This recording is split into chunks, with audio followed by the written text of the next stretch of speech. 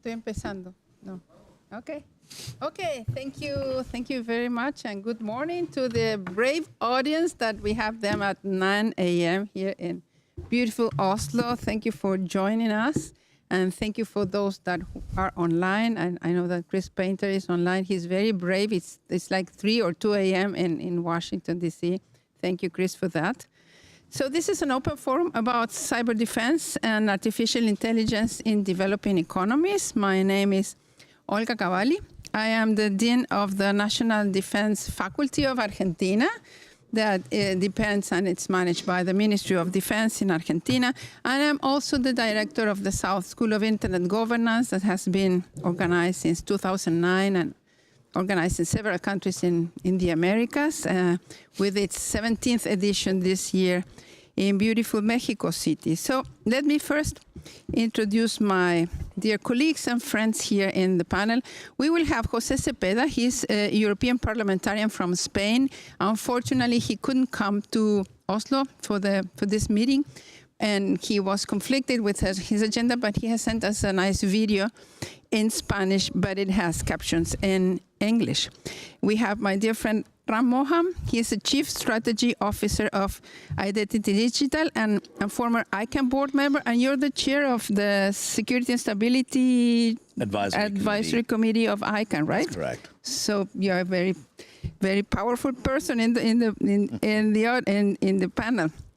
We have Chris Painter, my dear friend Chris Painter, former director of Global Forum on Cyber Expertise. Hi, Chris. It's so early there. You're so brave. Thank you so much for being with us today. And also, he was the first cyber ambassador of the United States at the time of President Obama. This is right, Chris, right? You were the first cyber ambassador. I was the first, high-level cyber diplomat, exactly. Thank you, Chris. Wolfgang will be joining us, Professor Kleinwächter, Professor Emeritus from University of Aarhus, former Commissioner of the Global Commission of Stability in Cyberspace. He will join us a little bit late because he's arranging his things for his travel to home. We have my dear friend Philip Grabense. Philip is attorney and former chair of Affiliates. And we have my other dear friend, Luis Adrián Salazar. Bienvenido. He's the former ICT Minister of Costa Rica and now is professor in the Universidad Latina, ULatina, in Costa Rica, beautiful country that was host of one of our schools. Very well remembered, very nice. So let me briefly make some introduction about the issue that I've been thinking about. It's important to reflect and to share with you some thoughts. We know that artificial intelligence is bringing profound changes to many things: public management, economy, regulations. It has changed the dynamics of cyber attacks, allowing threats that previously took months to develop now are quick executed in minutes. So artificial intelligence is changing many things that we live, but also in defense. The strategic and geopolitical importance of artificial intelligence in the military sphere has a central role in the wars of the future. It can act as an advisor, collaborator, autonomous agent in conflicts, although its use poses ethical and governance challenges. We had a very interesting panel yesterday. Oh, there comes Wolfgang. Welcome. I was talking about the session that you hosted yesterday. That was very interesting. Welcome. Join us. Sorry for being late. I already presented you, but you're here. Thank you very much.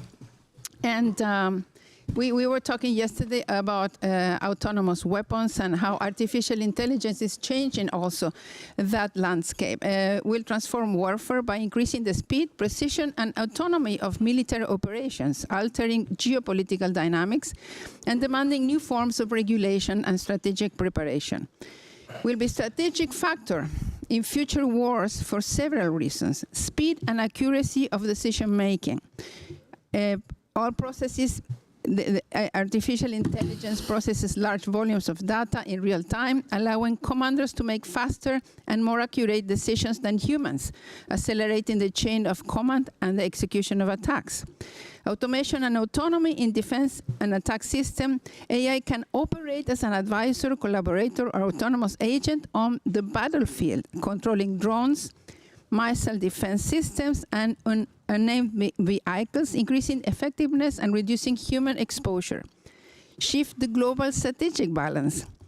Artificial intelligence can alter the balance of power between countries, generating risk of rapid escalation and preemptive action due to speed of reaction and perception of strategic advantage. New forms of hybrid warfare and cyber attacks. Artificial intelligence empowers faster and more sophisticated cyber attacks. Advanced operation planning.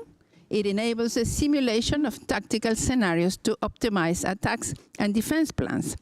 And there are ethical and governance challenges. The military use of artificial intelligence raises the need for international regulations to ensure its accountability, reliability, and governability, avoiding the risk of misuse or uncontrolled escalation.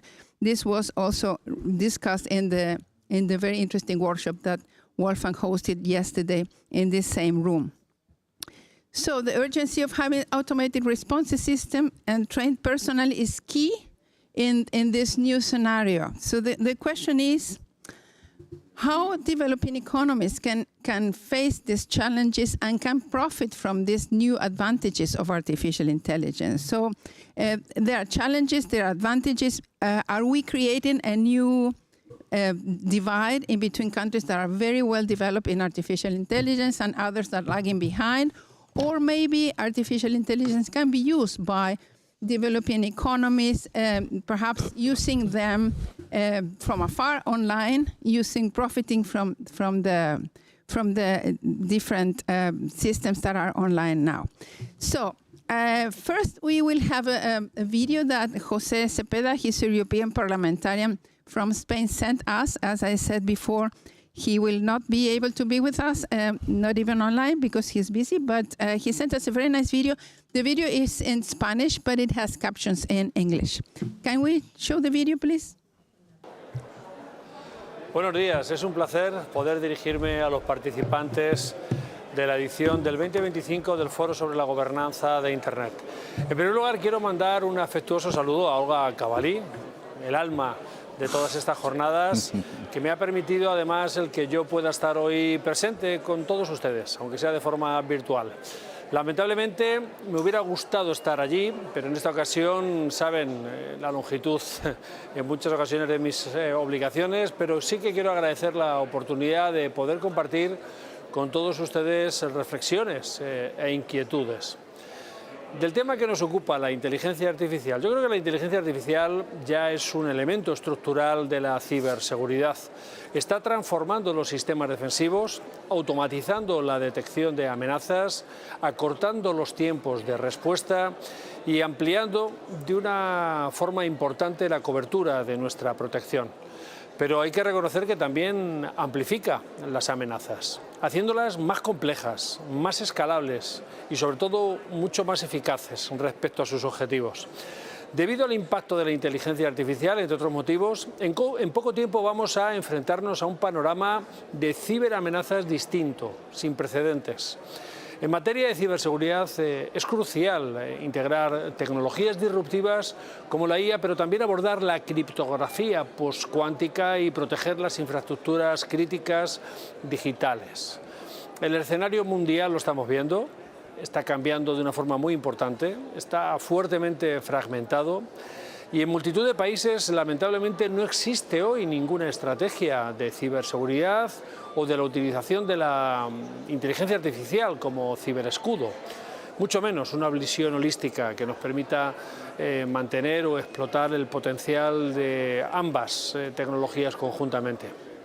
Hoy, desde aquí, desde la Unión Europea, quiero lanzaros un poco la idea en la que estamos trabajando de reconocer que los ciberataques son, sin lugar a dudas, cada vez más complejos y las tecnologías como la inteligencia artificial, la computación cuántica y el cifrado deben integrarse de una forma eficaz en todas las inversiones digitales para reforzar precisamente nuestros espacios de ciberseguridad y apoyar sobre todo y especialmente su desarrollo industrial.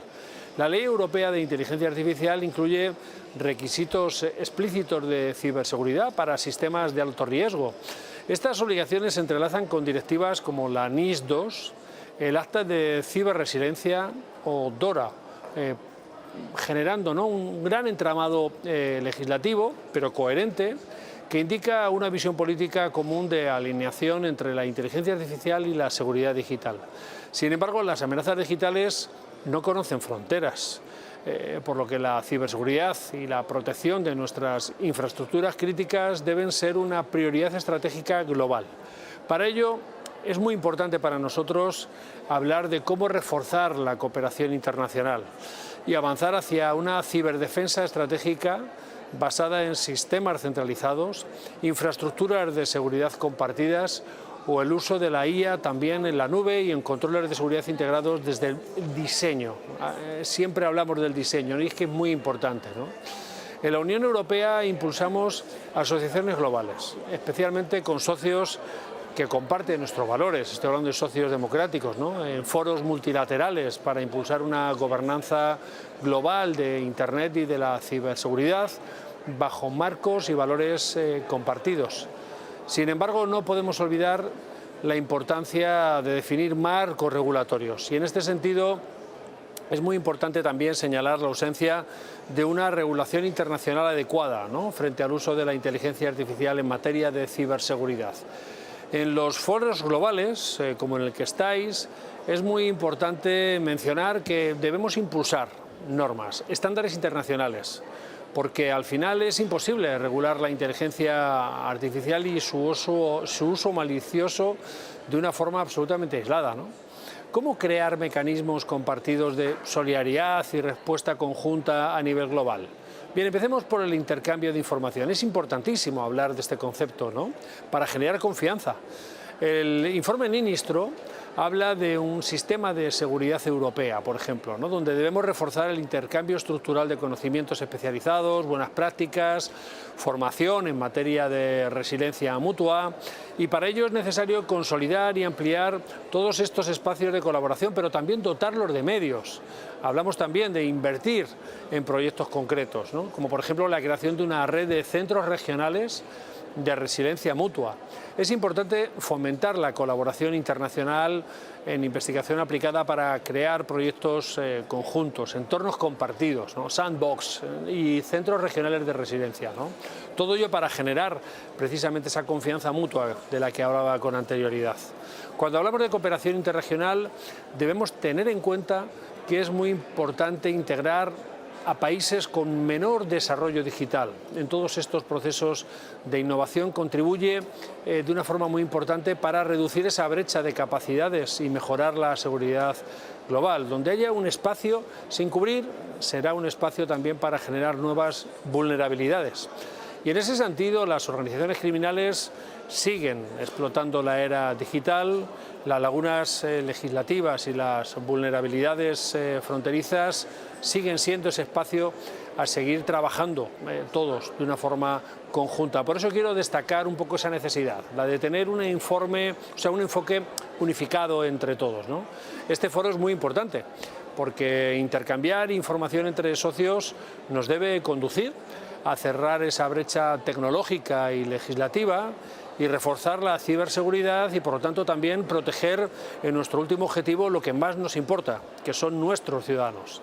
Así que, bueno, agradecer de una forma muy especial a Olga y a todo su equipo por la atención y el espacio que me habéis abierto para poder compartir también esta reflexión colectiva, el compromiso que representa para todos este foro, y confío que este espacio nos ayude a construir puentes duraderos entre regiones, ideas y personas, cambiando el ritmo que posiblemente se esté dando hoy en otras latitudes del mundo. Así que un cordial saludo y les deseo de verdad un debate fructífero y sobre todo útil para conseguir estos objetivos que entre todos nos hemos planteado. Muchas gracias. Un fuerte abrazo. Gracias, José. Sé que tu equipo está viendo la transmisión en en forma virtual, así que, oh, sorry, I switched to I'm so sorry.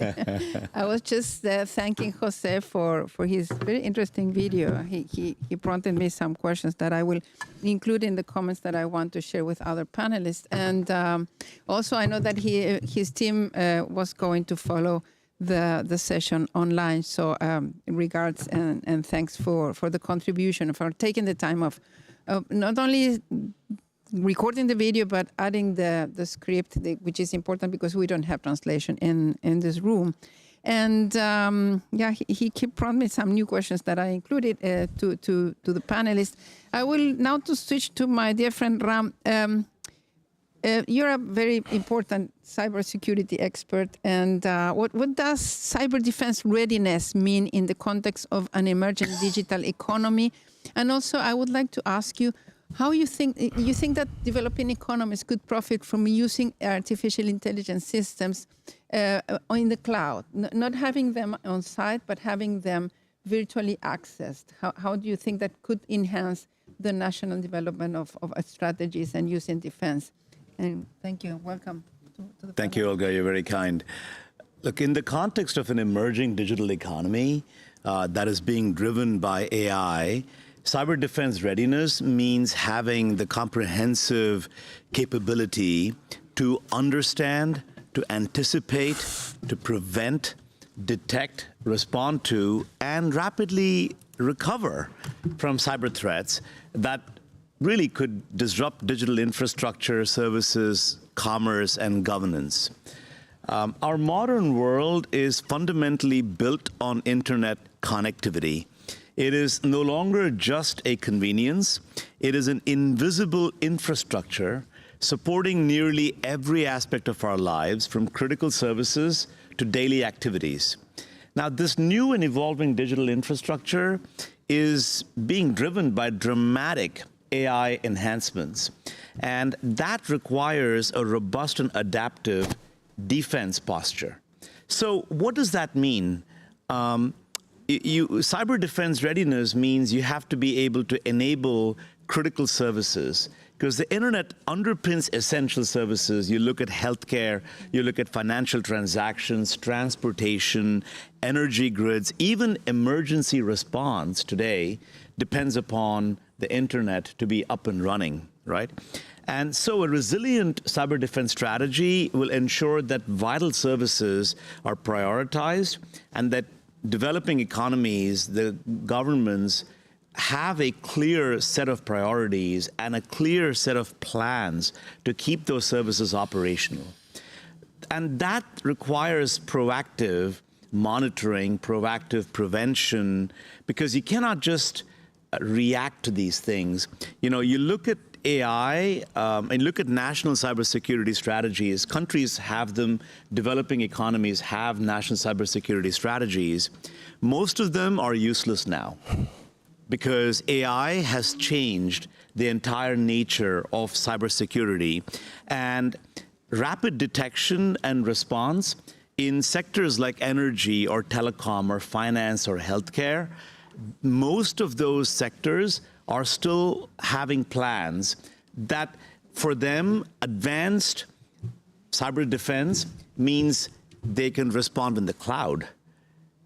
But the cloud is now merely an enabling, amplifying factor for AI-based attack systems, right? So there's a real need to focus on going beyond rapid detection and response and being able to think about, do you have the ability to even know that the attack coming at you is AI-driven?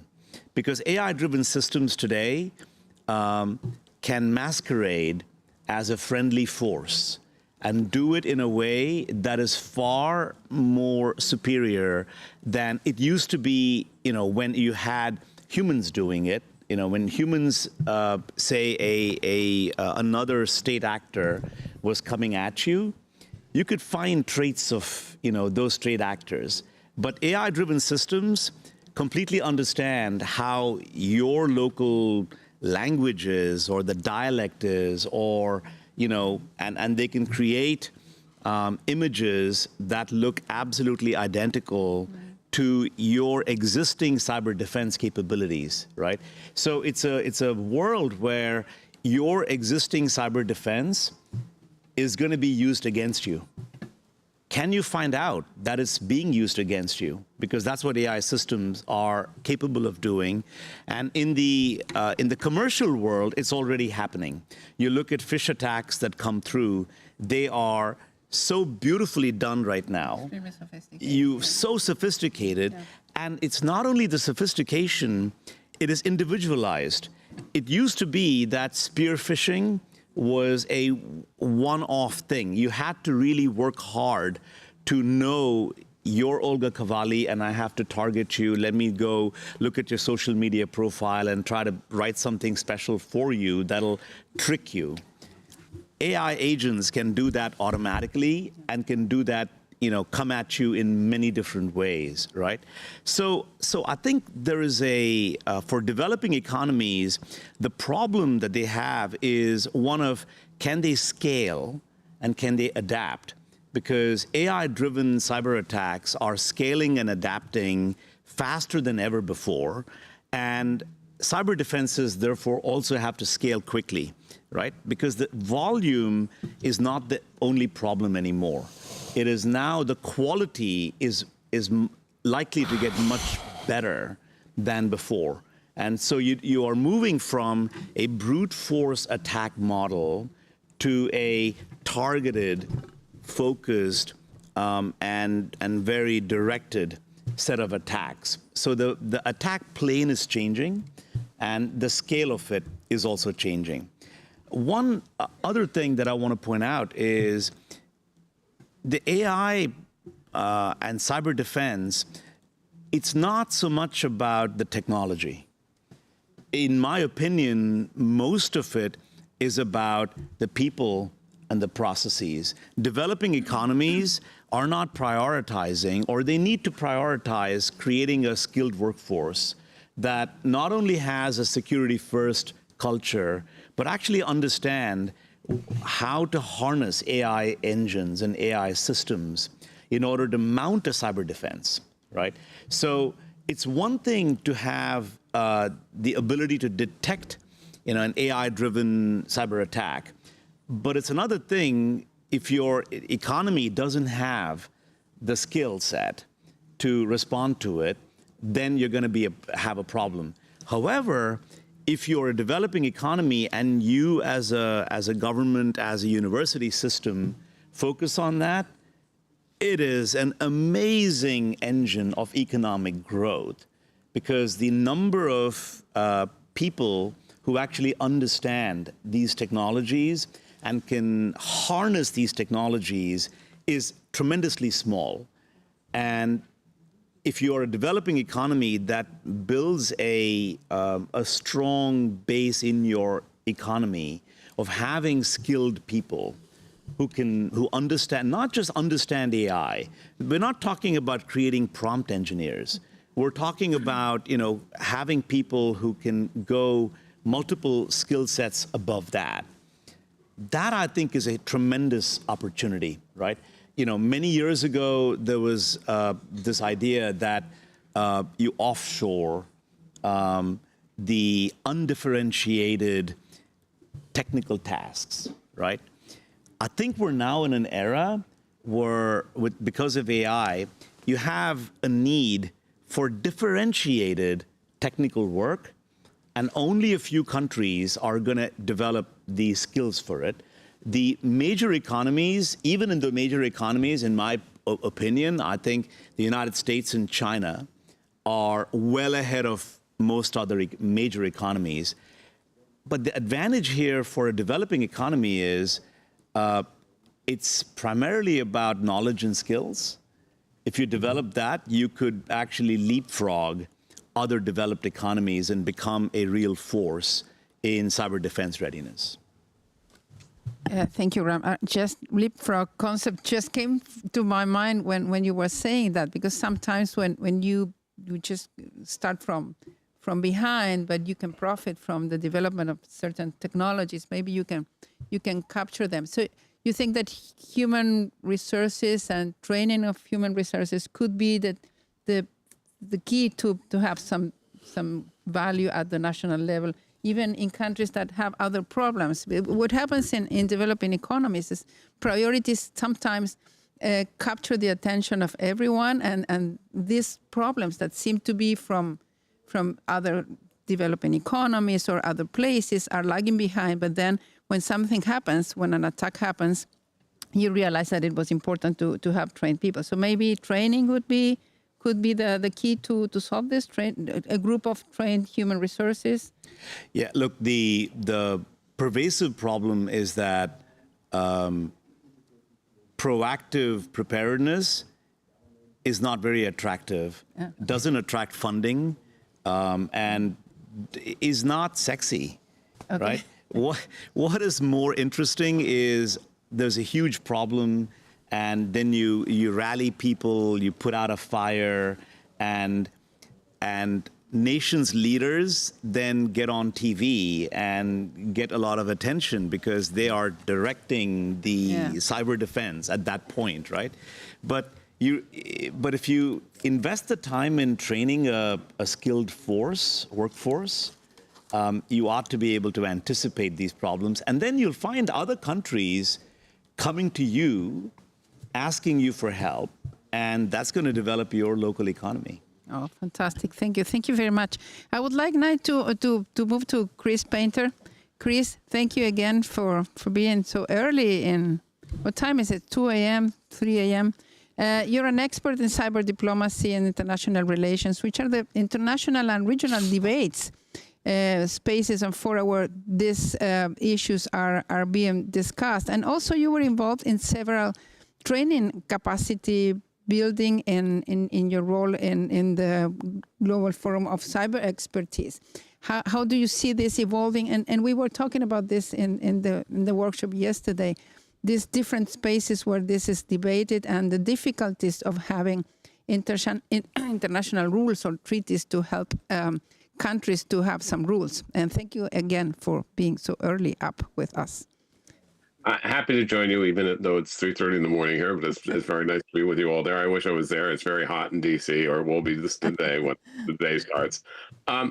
Look, I want to build on some of the other comments, too. I mean, I certainly agree that artificial intelligence is both, as the threat, because we see criminal actors using it, increasingly using it, as was just said, but also as very much helps the defender if used correctly. And I think one of the concerns here, there's a couple concerns. One, as you said, Olga, there's many forums. There's regional forums like the OAS and this region, the Organization for American States. There's obviously the EU. There's Organization for Security and Cooperation in Europe. There's the OECD. There's the African Union, ASEAN, and others, and they're all debating. And certainly this is being debated in the UN. And I think, one of the challenges of all this, especially for developing economies, is just a resource issue of trying to even follow these debates. And this is true for cybersecurity more generally. There we're in a couple of weeks going to be wrapping up at least this phase of what's called the open-ended working group for cybersecurity at the UN in New York, which has been a 5-year mission, sort of like Star Trek, which is coming to a close. But one of the problems, especially for not just developing economies, but small countries, is participating in those meetings in New York, participating in the literal plethora of other meetings all around the world on every topic in around cybersecurity and more generally around digital issues is a challenge. And I think that's even more exacerbated with respect to artificial intelligence. And while I agree that artificial intelligence poses these real challenges, I worry sometimes that artificial intelligence is completely monopolizing the debate in a way that is important because we do have to debate it, and it's good to be ahead of the curve to the extent we can be. But it also means a lot of times, core cybersecurity issues, which are related and intertwined, but also somewhat different too, don't get the attention they deserve. So at a policy level, lots of governments are like, we need to do things about AI. Which is true, but they're also sort of ignoring some of the basics that we've talked about for a long time and the need for cybersecurity. And I do think cybersecurity and AI, although they're intertwined, will both be important. AI certainly could be a real benefit. Right now, I think the biggest benefit of AI is just making sense of the giant mass of data for system administrators and defenders to more prioritize different threats. And in the future, it certainly will offer a lot more. So I do worry about that deprioritization of some of the basics of cybersecurity. You need to do both. The other thing I worry about, particularly for developing economies, and this was said by others, is that you know, uh, uh, just like in cybersecurity, a lot of the countries who are developing don't have the resources to do what they need to do in cybersecurity, including policy. And I do think a lot of countries now have cyber strategies. I don't think they're completely obsolete now, so I disagree with a bit with our last speaker. But I think that that's good. Those are roadmaps, and we worked for many years to get that to happen. But a lot of countries still don't have national level certs. They don't, computer emergency response teams. They don't have really trained law enforcement. They don't have trained technical people. They don't have policies within their government that integrate this with some of the digital and other areas. And that's, I think, a continued problem because it needs to get the political attention with every country, whether it's developing or not. And I think that the rationale for that, the strongest one, is that if every country around the world, which is true, including developing economies most particularly, are trying to maximize digitization, catch this digital transformation, which includes AI, that's great to help their economies and their people, but cybersecurity is still an important plank of that. So I think that will be important too, and I worry about developing economies being left even further behind, and then creating a larger digital divide. Where if you have this very specialized area of AI that they don't have, and this is building on what you just said, Olga, too. If they don't have that ability, they don't have that trained workforce to work in this area. If they don't have the investment in these issues, not that every country has to be a leader in artificial intelligence itself and development, but they need to be able to take advantage of this as a resource and also be able to appreciate what the threat is and frankly work with countries. And I think that's always important.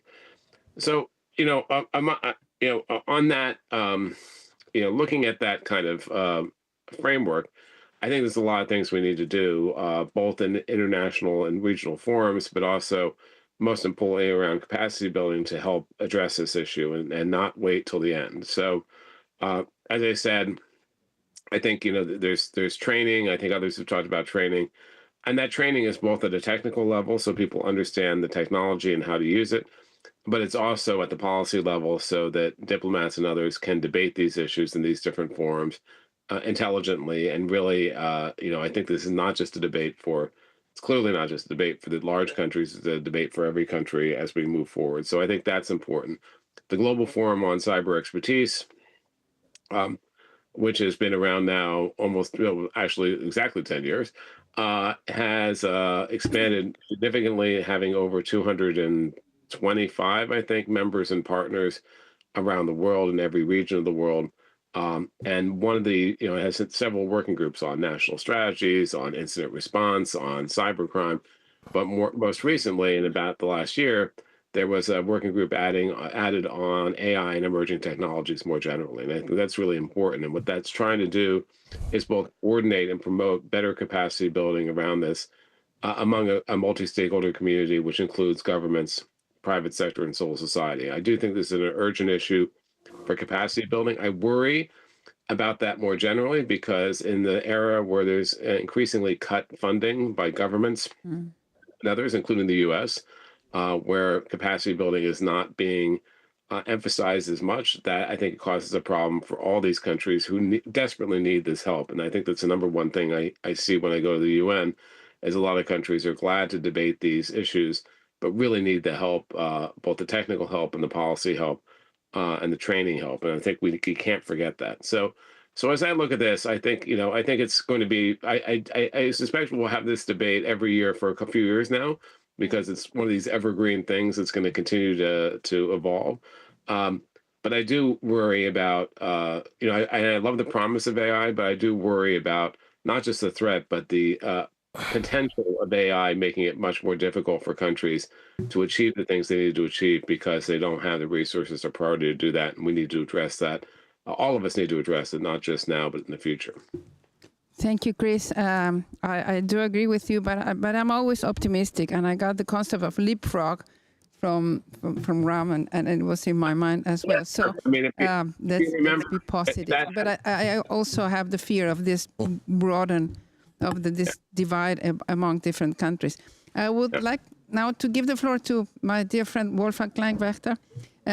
You're an expert in capacity building. We have been saying that having the capacity in human resources dealing with these issues is fundamental.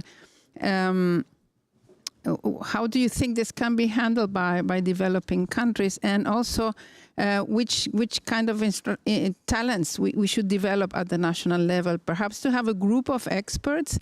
And one of the challenges is when you train them, they go to work to the private sector very quickly because they get more money, which is understandable if you're young and you want to develop your career. How you retain them at the state, for example, working for national organizations or governments. And welcome. Thank you very much, Olga. And certainly, knowledge is key, and knowledge can be shared. So that means the whole internet development has based on the principle of sharing. So sharing a resource that was, a limited resource, was at the beginning of the internet in the 1970s. You shared computers and, to make it work. And while you need certainly money, but knowledge, if it's available, so it doesn't cost. So it's a question also of readiness to share the knowledge. If somebody has the knowledge, is he ready to share this, without any additional costs? So that's a general problem, and this leads a little bit to the political problem behind the discussion we have here.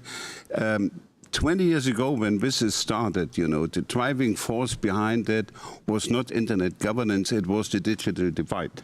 Because we did see with the development of the internet, we see have and have-nots, and insofar the United Nations realized that they have to do something additionally to what the G7 decided in 2000 in Okinawa, where they had the .4 and said, we have to bridge the digital divide.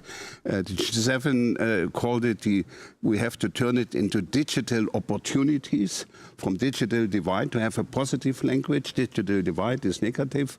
So into digital opportunities. And then we had the WSIS. If I take these experiences now in today's world, 20 years later, I see basically we have the same problem today. So it's not the digital divide, it's the AI divide.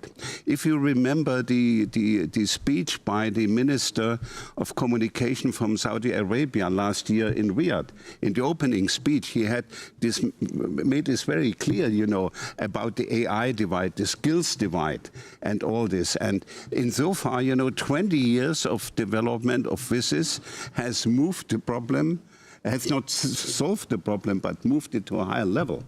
And if you say, use what just Chris has said, that cybersecurity is part of the national security. And if we agree that, to be safe in the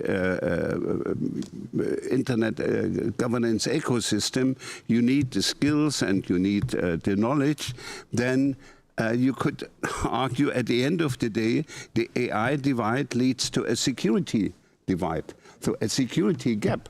So that means if cybersecurity is national security, and if you have different capacities, then, at the end of the day, some countries are less secure because they do not have the capabilities as others. So I think that's a dilemma, but we should face it and should make clear the only way forward is then to find a certain agreement.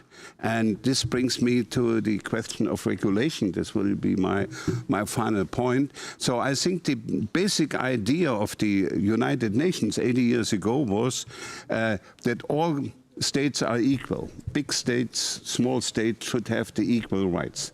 The principle of sovereign equality of states is the cornerstone of the Charter of the United Nations. So, and if you translate this into today's world, then we have to have safeguards. The law always protects the weak partners, the small partners. So, with other words, so we have to look for certain arrangements which are based on the philosophy of sharing, which I mentioned in the beginning, but leads to the concept of, let's say, equality or equal rights in this field. So we have certain discussions on it about projects to regulate this. So I'm very skeptical, and we have this discussion also with Chris over a couple of years, and I share his skepticism that it's very difficult, to find a legally binding instrument to regulate AI weapons or to regulate AI in general.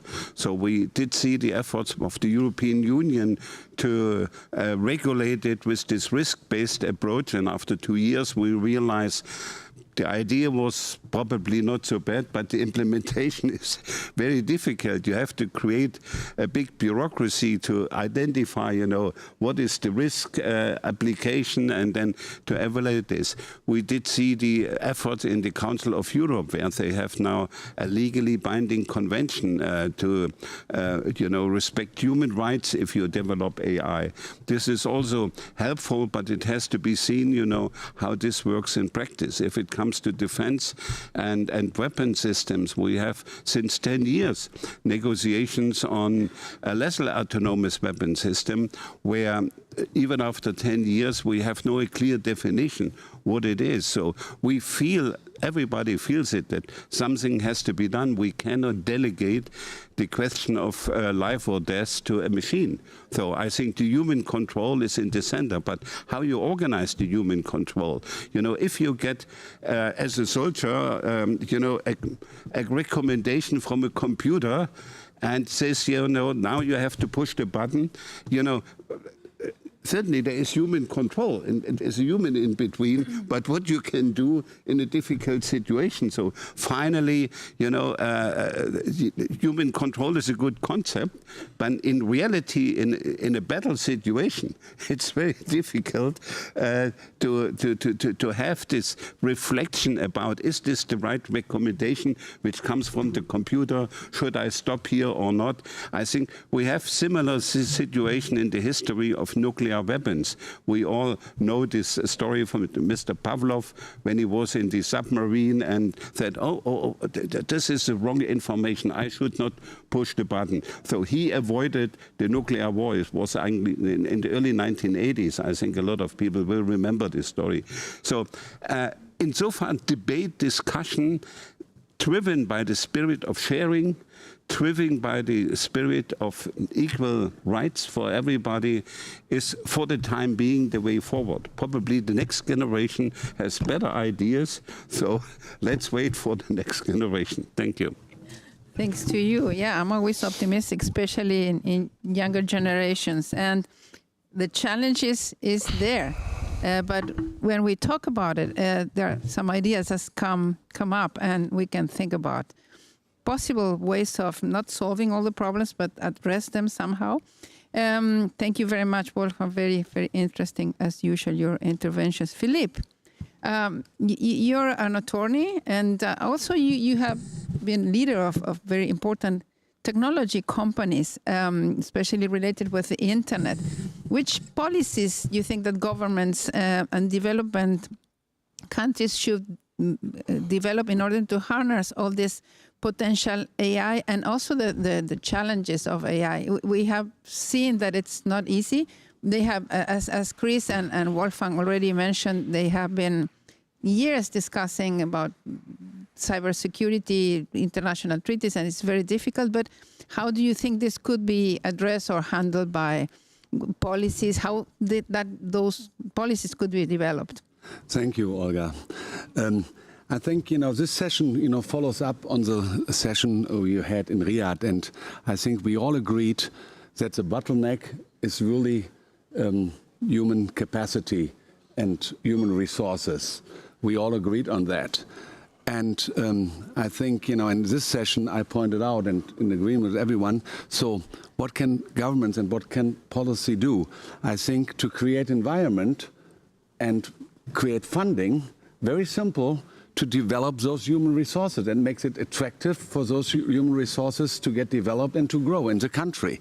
Create economic opportunities, establish maybe, the problem you addressed, that people go to private companies, so establish public-private partnerships, so it's not either government or companies, private sectors, maybe some combinations. So that's all, that's really what countries can do, in the policy, which might have a direct effect. I mean, there are a lot of theoretic things and policies, new laws for regulating and all that. But this comes too late. I think it's all, the only thing which has a really big practical impact is developing, setting a framework to develop human capacities.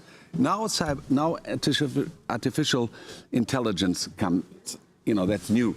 Compared to the other sessions we had. So what does it mean for us? So, and I pretty much, unfortunately, I share Chris, somehow concerns or pessimism, because we have one big problem. To a certain extent, AI might help a little bit to solve the capacity problem, because some of things which you need, I mean, you still need people who run the AI and all that. But still, maybe some of tasks which are, done by skilled humans can be in the future taken over by AI. But the big problem of the digital divide is now, and that makes, in my view, probably the digital divide even bigger now. You need access to the large language models. And we have only, so far, we have China and US who have, in those countries have companies and to run those large language models. And to develop an autonomous cyber defense mechanism, you need access to those large language models. I think you should not get into, even middle powers. I'm not even talking about developing countries. I think even middle powers, for them it's too late to enter the race to compete with those large language models. The race is over. Maybe some, I discussed it yesterday with Ron, maybe Singapore, maybe some others with a lot of funding will develop also large language models, but that's to be questions. But definitely developing countries will not be able to develop those large language models. And so they need to make sure they have access to those large language models. So what can policy do to grant this access or to help this access? So they can first of all create and that's again a long shot again, to create an economic environment which makes it attractive for the large companies to go in those economies and make money, is offering those people access to the large language. So the economic incentive to create environment which makes it attractive for countries to, for the big companies to give access to them, economic access to their large language models, so they can make money in those developing countries by giving them access, because there need to be applications in those countries developed which can connect to the large language models and enable to make money. But in cyber defense, cybersecurity, is there so much money? So what is the leverage of countries, developing countries, to make sure they get access in their cyber defense environment to those large language models? Mm-hmm.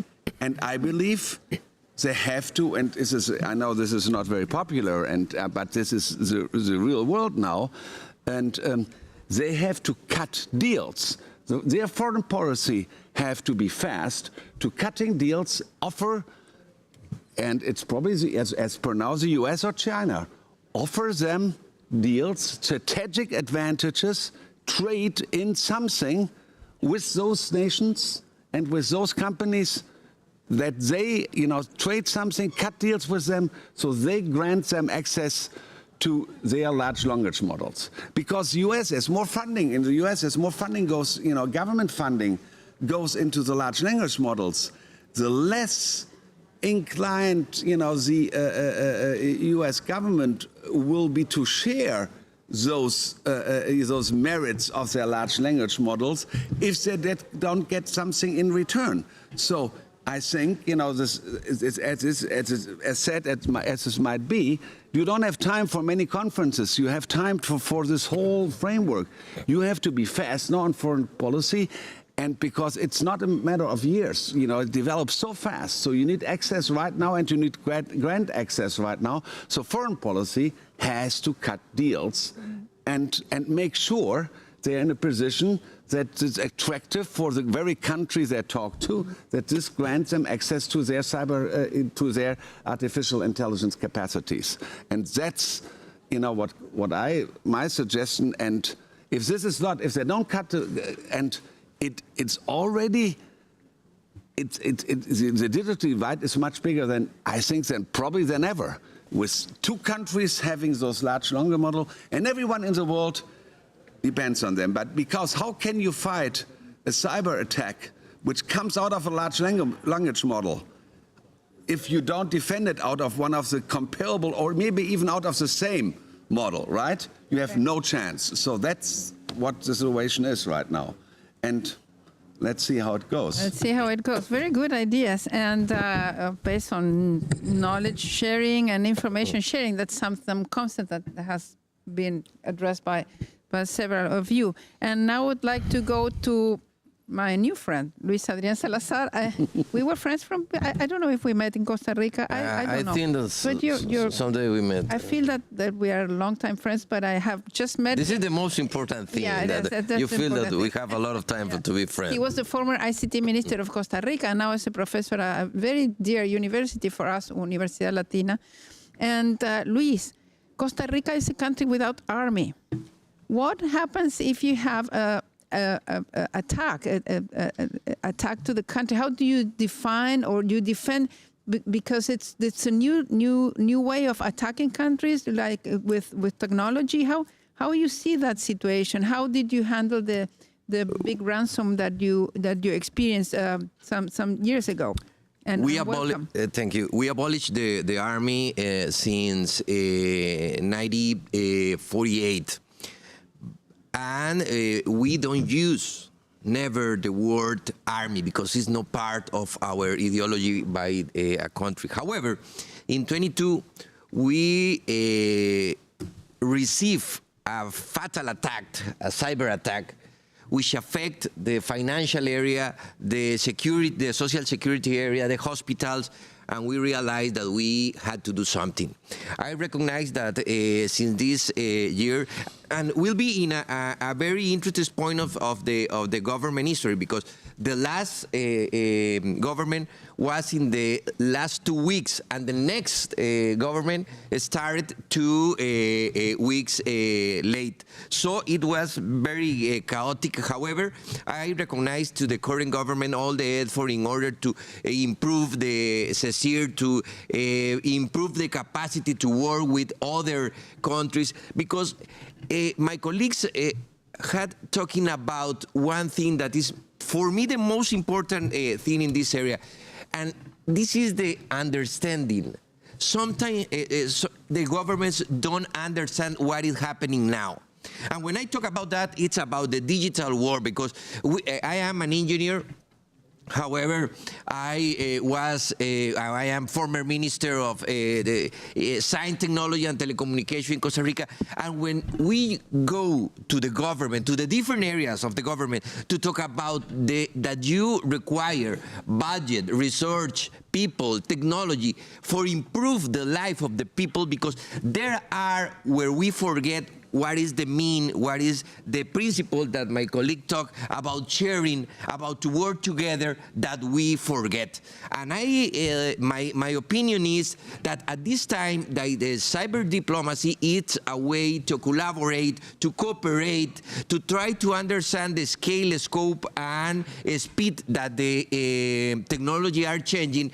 And it's very important that we talk about infrastructure. It's very important that we talk about all that we need to increase in capacities, to improve the capacity of the people to help in this area. However, when we talk about put the human being in the center of the question, it's that you understand that when we receive an attack, we are affecting the health, we are affecting the education, we are affecting the countries which receive attack on missiles. So I think that we have an opportunity, and I really love this kind of conversation, because I believe that we need to create a roadmap, but a roadmap with a specific results, a concrete results where developing countries are not thinking about artificial intelligence, are not thinking about quantum computer.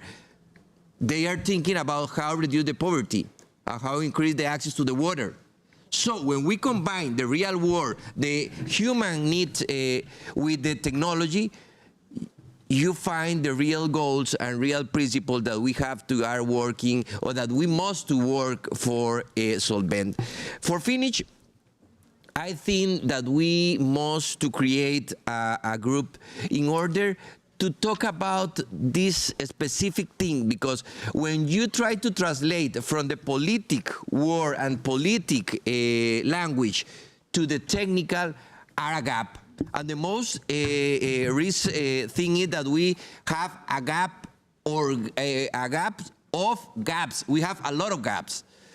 And all of those are increasing for the digital gap. So I be optimistic, and I think that if we are still working together, we can have a better future for all of us. Thank you.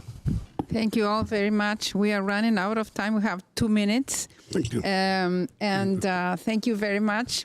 I think that knowledge sharing, information sharing, working with foreign affairs to have this, I like this idea of having the deals with important countries that have more technology. And I am also feared of this big gap in between two main countries and all the rest, especially for developing economies. And I think you mentioned very rightly the priorities in developing economies are always others. It's not technology, but then technology affects what is happening at the national level.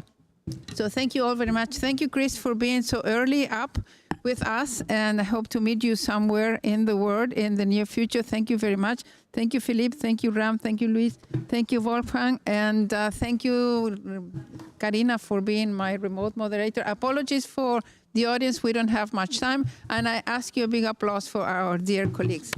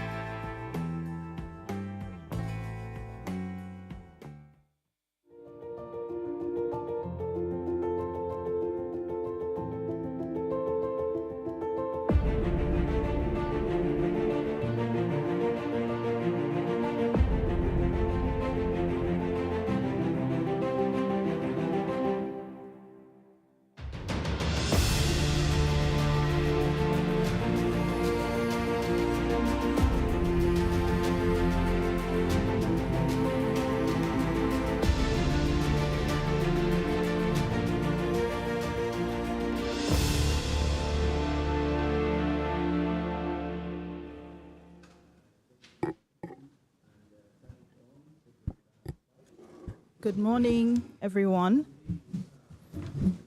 Hello, and welcome to this session titled Bridging the Connectivity Gap for Excluded Communities.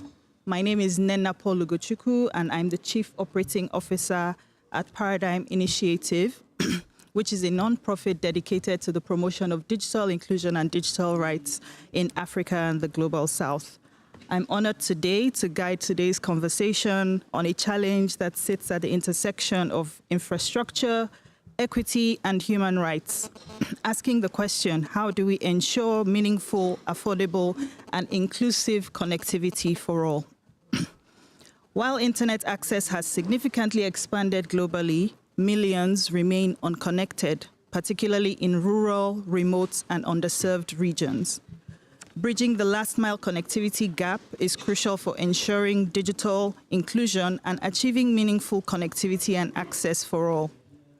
Today's conversation will explore innovative solutions, policies, and business models aimed at addressing last-mile challenges, including community networks, public-private partnerships, emerging technologies like low Earth orbit satellites, 5G expansion, and alternative spectrum management approaches.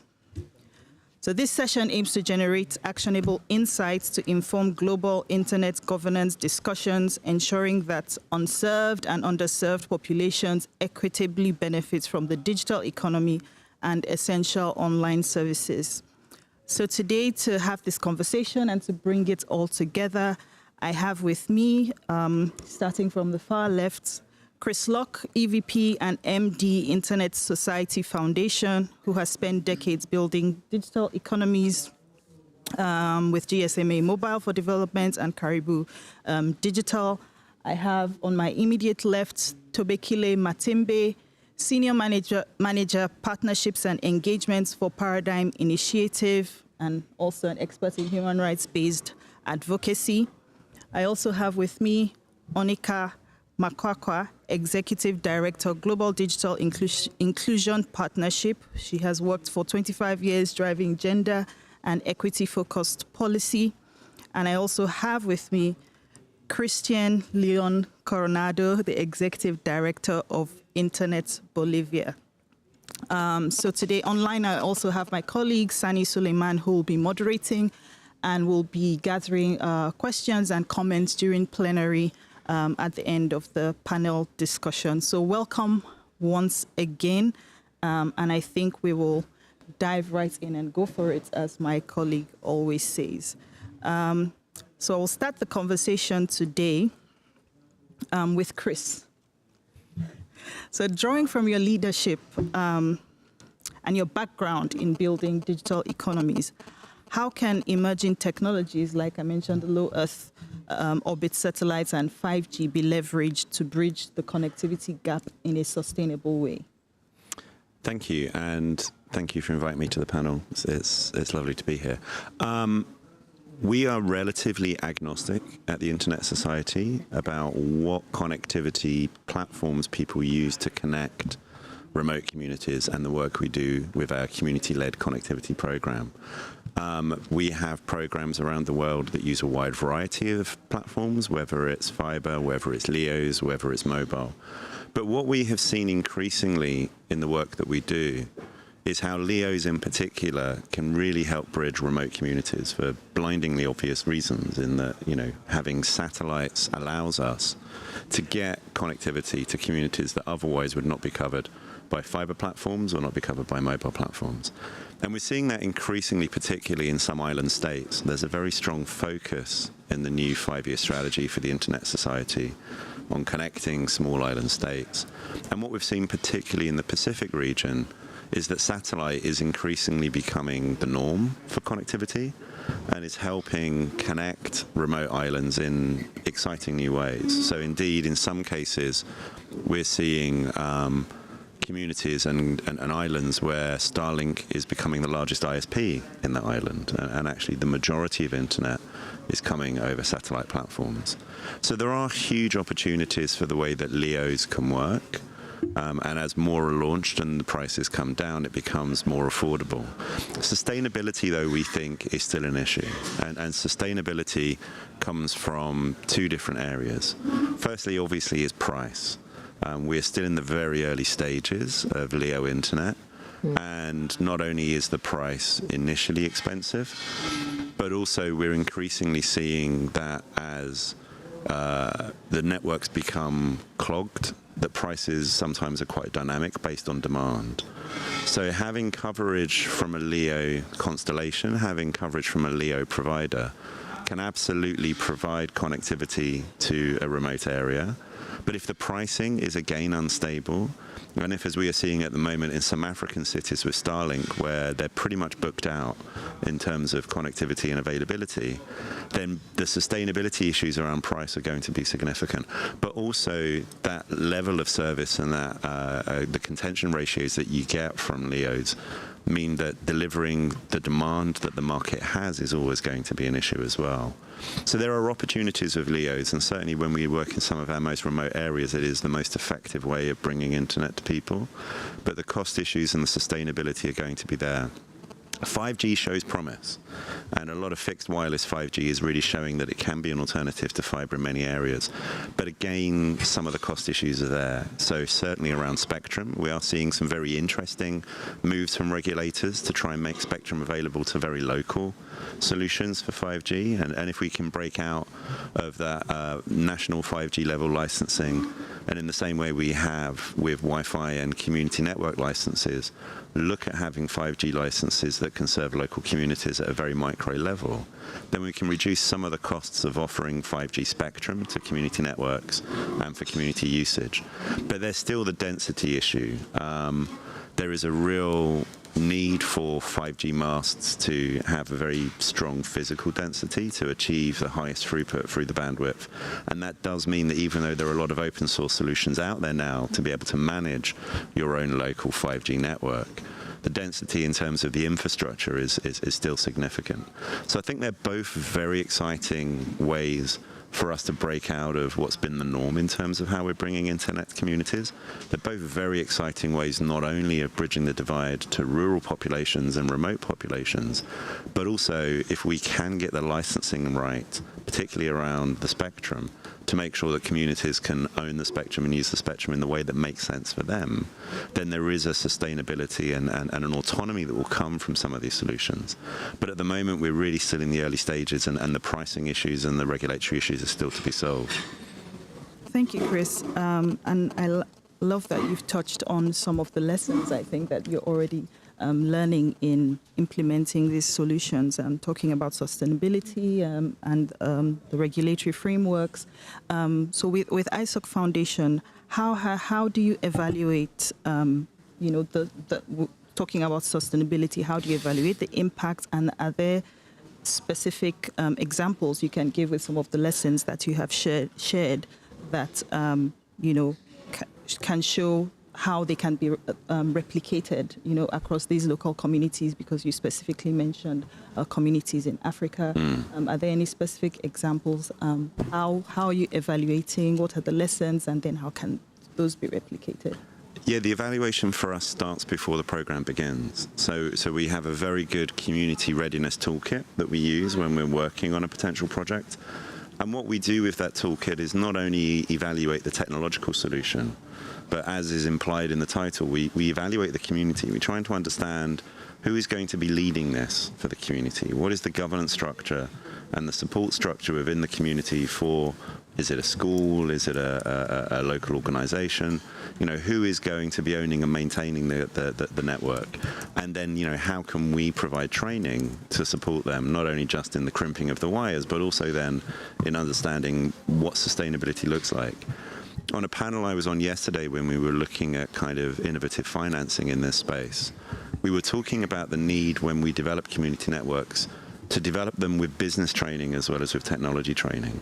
What we want to be able to do is provide our grant capital and our capacity building support to get local communities off the ground with their community-centered connectivity solutions.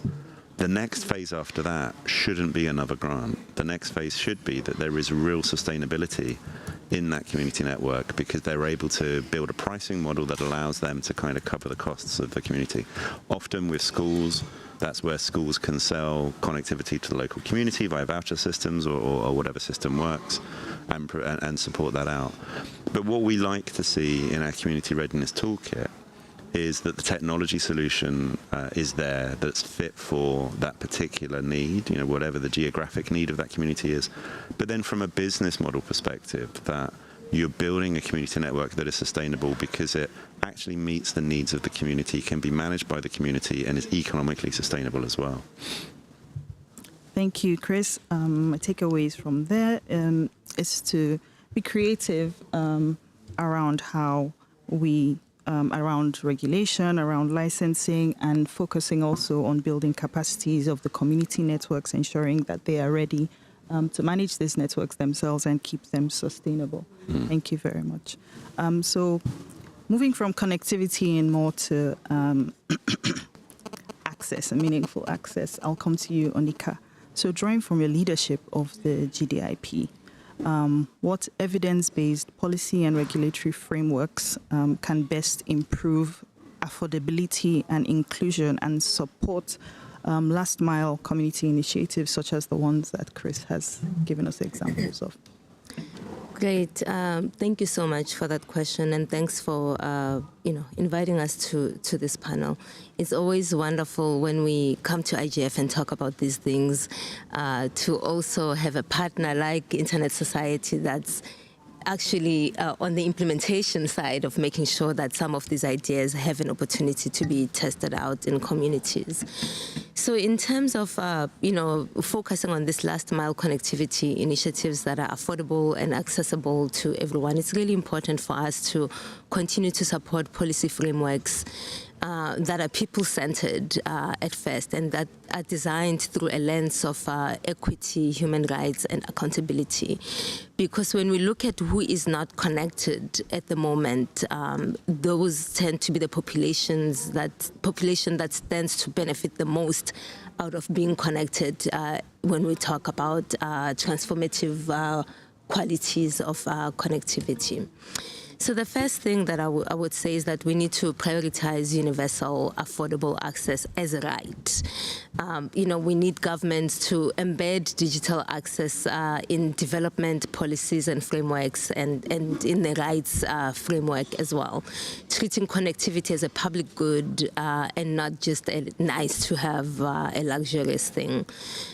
This includes setting very ambitious universal service goals and enshrining them in the right to meaningful connectivity that focuses on regular access, reliable access that is high quality, as well as affordable internet and devices for people to be able to benefit from digital technologies. The other item is we need to reform universal service and access funds. I think we've been talking about this for a really long time.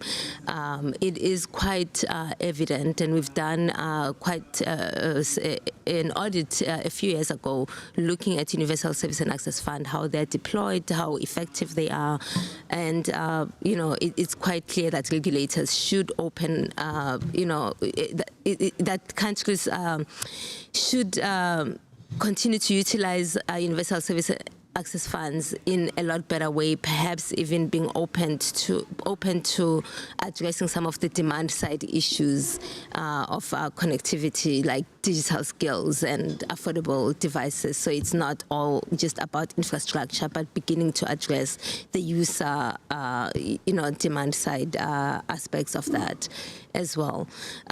We need transparency in how these funds are managed. We need to also have these funds take leadership in embracing gender-responsive strategies for how they're deploying, so that they put the least connected and the most disadvantaged at the center of their strategy and begin planning directly to impact those populations for the most part. And most importantly, we need public reporting, because we can't continue to have gatherings like this where we keep talking about how we don't really know, the impact of universal service and access funds, or that there are funds that are not utilized.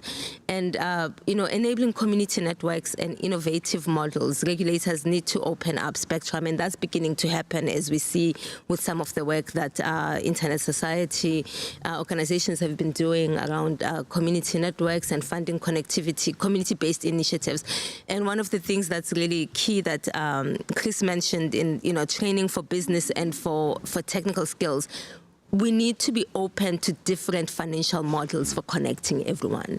I think that, the pure commercial model alone is not going to be a size that fits all communities. So we need to be open to the fact that, in a continent like Africa, for example, where so many people live on less than $2 per day, we might even if a country reaches the affordability level, remember that's based on averages, we have to be willing to think about subsidies to certain communities or co-op model connectivity that allows those who may never be able to afford connectivity to be able to still have access as a public good and as a right for them to be connected. Mandating inclusive infrastructure sharing and open access is something we've talked about, I think, at literally every IGF and gathering of this kind, and we need to see more and more efforts to prevent monopolies so that we truly building connectivity strategies that focus on everyone being included. And lastly, integrating digital inclusion in broader economic and social policies. Connectivity policies need to be linked with the investments in digital literacy, local content devices, and online safety issues, because those issues also drive, the experience of people online. So I often say that we want everyone to go online to do what exactly? Read English, be on Facebook? I don't think so. I think there's a lot more. If we're talking about digital and transformation, we need to invest more in some of the other things that, ensure people are able to fully benefit meaningfully from being online, including relevant local content in local languages that people are able to consume. And lastly, I'll just summarize by saying that, policy and regulatory frameworks need to work for the last mile, and they need to focus on being, inclusive by design, accountable in delivery. Accountability is just one of those things that I'm pained by. I feel like we're just not seeing enough of that. And transformative in their impact. We are not just connecting people for access. It has to be beyond access. What is it that they're able to do to improve and change their lives by being connected? So we need to put that at the center so that it's all grounded in equity, actively dismantling structural barriers, and lastly, not leaving women behind. We've done a lot of work on connected resilience, which is a study that looks at gendered experiences of women. I invite you to read that report and just really see what the lived experiences of women is through meaningful connectivity, and you will really get a picture of how we've barely scraped the surface in terms of being inclusive in our connectivity efforts. Thank you. Thank you, Anika. I had a follow-up question that I believe you already started to answer, and that was around how we can move frameworks beyond just connectivity to ensure, like you said, meaningful access through digital literacy, cultural relevance, developing local content. Maybe touch a bit more on that, and also share what do you think are the metrics that we should adopt to be able to measure? You've given us some things that, inclusive design, accountability in delivery, very specific mandates as well.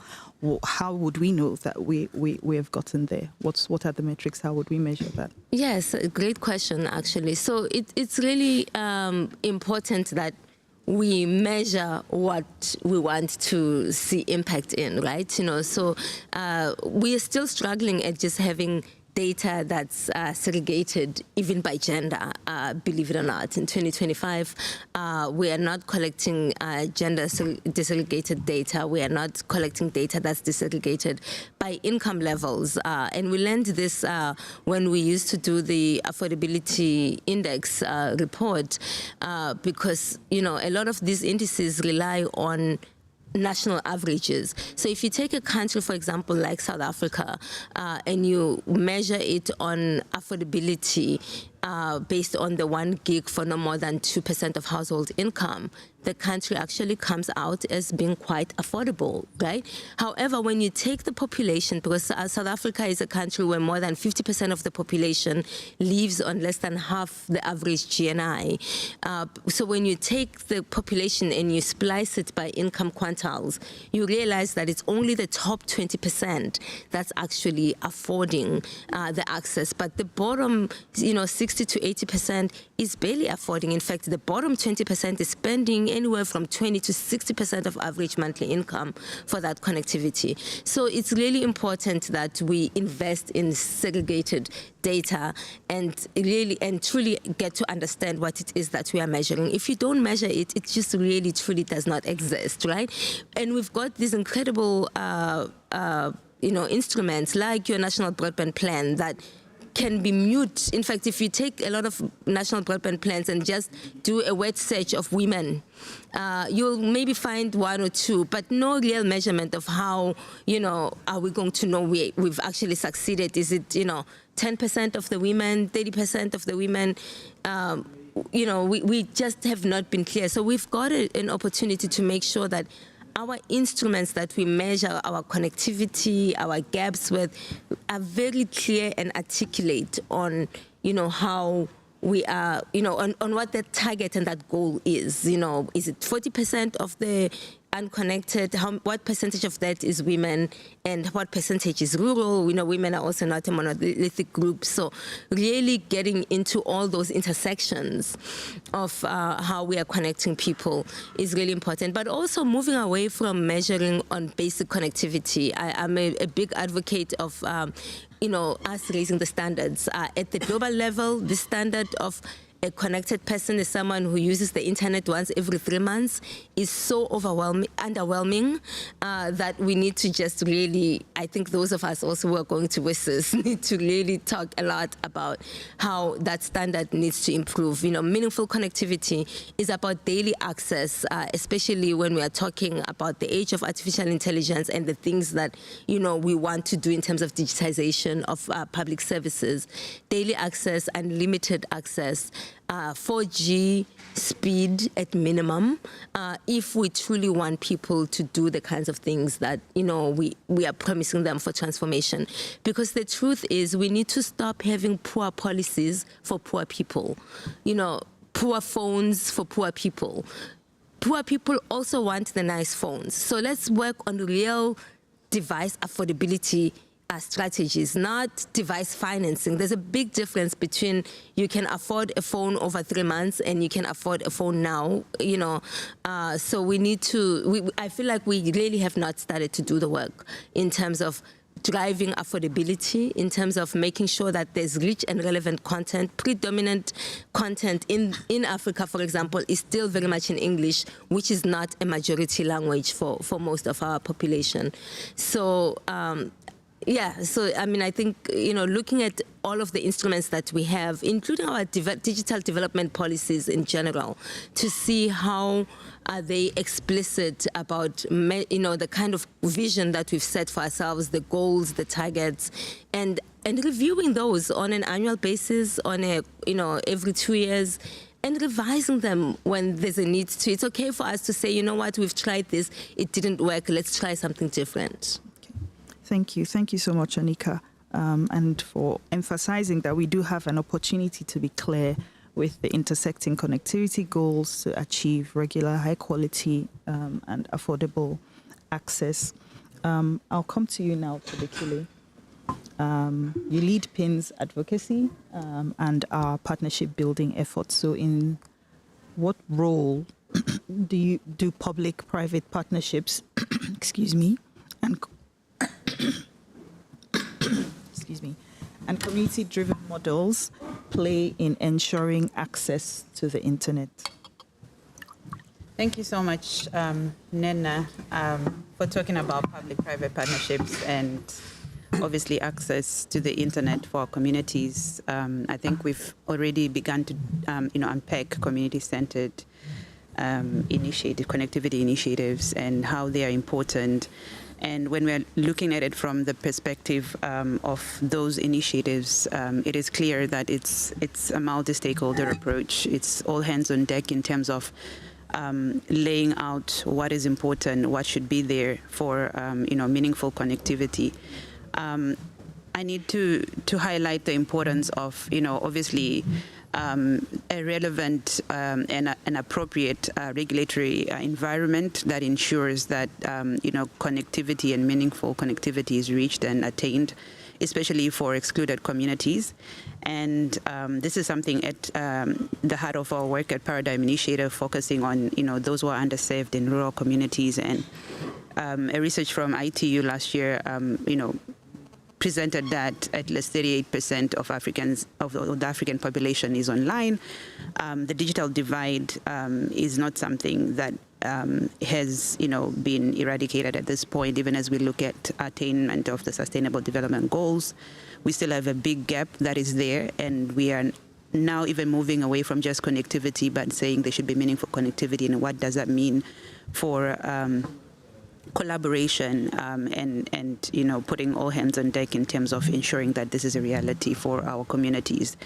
So I think in that vein, it's clear that in addressing that gap, there's need for that regulatory framework that ensures that community-centered connectivity initiatives can thrive, and also that even the private sector is also able to come on board. I think Onika touched on the Universal Service Fund, and it's something that we've done research on at Paradigm Initiative through our State of Digital Rights and Inclusion in Africa report, LONDA. And looking at the 2024 report, it shows that, from the 27 reported countries, we have less than 4 countries that really are transparent about those resources and what they're doing with them, what they're collecting, and how, they're gathering those resources through the support of the private sector. There's also not transparency about the initiatives that are even being rolled out, and there's not enough support even for whatever, community centers for connectivity, how they're being run and how they're being sustained, so that they're not just something that's put up in communities and as hubs, but it's something that is sustained. And I like the fact that as well there's, a lot of support from a lot of civil society actors that are, running other initiatives as well to support this. And I think Paradigm Initiative has done a lot of work on life legacy, ensuring that they bring digital literacy to communities and putting their hands on deck, and also engaging the government as well as a key partner to say, here we are, we can collaborate and ensure we expand, the reach of digital literacy in communities that are underserved. And I think one of the key important things, as we also talk about some of the work that we've done under the local networks initiative together with EPC, I think it's been key to highlight the importance of social impact when these community-centered connectivity initiatives are being rolled out, ensuring that communities also are on board at the table of describing or rather articulating the vision of these initiatives, so that there's tangible, meaningful benefit for the communities as well. When we're looking at even inclusion as a whole, bringing their voices on board, what are the key things that they want to see, how they want to benefit from these initiatives, and how they can also be a critical stakeholder in ensuring that they're sustainable. I think it's something that's important. I will highlight, of course, as we are discussing the World Summit on Information Society and looking at how far we've come 20 years later, I think it's really concerning that where we are right now, we are at a place where 20 years later, we are still discussing the digital divide and articulating similar gaps that were articulated as far back as 2002, 2003, where we still need to see enabling policies that are ensuring that this happens. We still need to see, great cooperation across diverse stakeholders to ensure that there is meaningful connectivity. We still see a really broad digital divide, and how can we, as we engage in these conversations, be able to speak truth to ourselves and say, do we really want to see this change? Do we really want to see the needle move? Because where we are still where we were. And we want to be able to ensure that we prioritize this. Even in national budgeting processes, we have actually governments making sure that they prioritize this. I've been in one engagement, with one government on the African continent where we're discussing digital inclusion for underserved communities. And the feedback was from one member of parliament that, look, do you really think my grandmother needs a smartphone? And you're like, okay, at this day and age, we're still debating the importance of access to digital technologies for our communities. So how far can we move? So I think we need to be at a place where we speak true to ourselves and say, look, we cannot leave anyone behind. And this is not an educated, elitist conversation, but it's a conversation that really ensures that our communities also have access to human rights. Connectivity, digital inclusion is a human right. I would phrase it that way. Okay, thank you. I like how you ended. Digital inclusion is a human right, and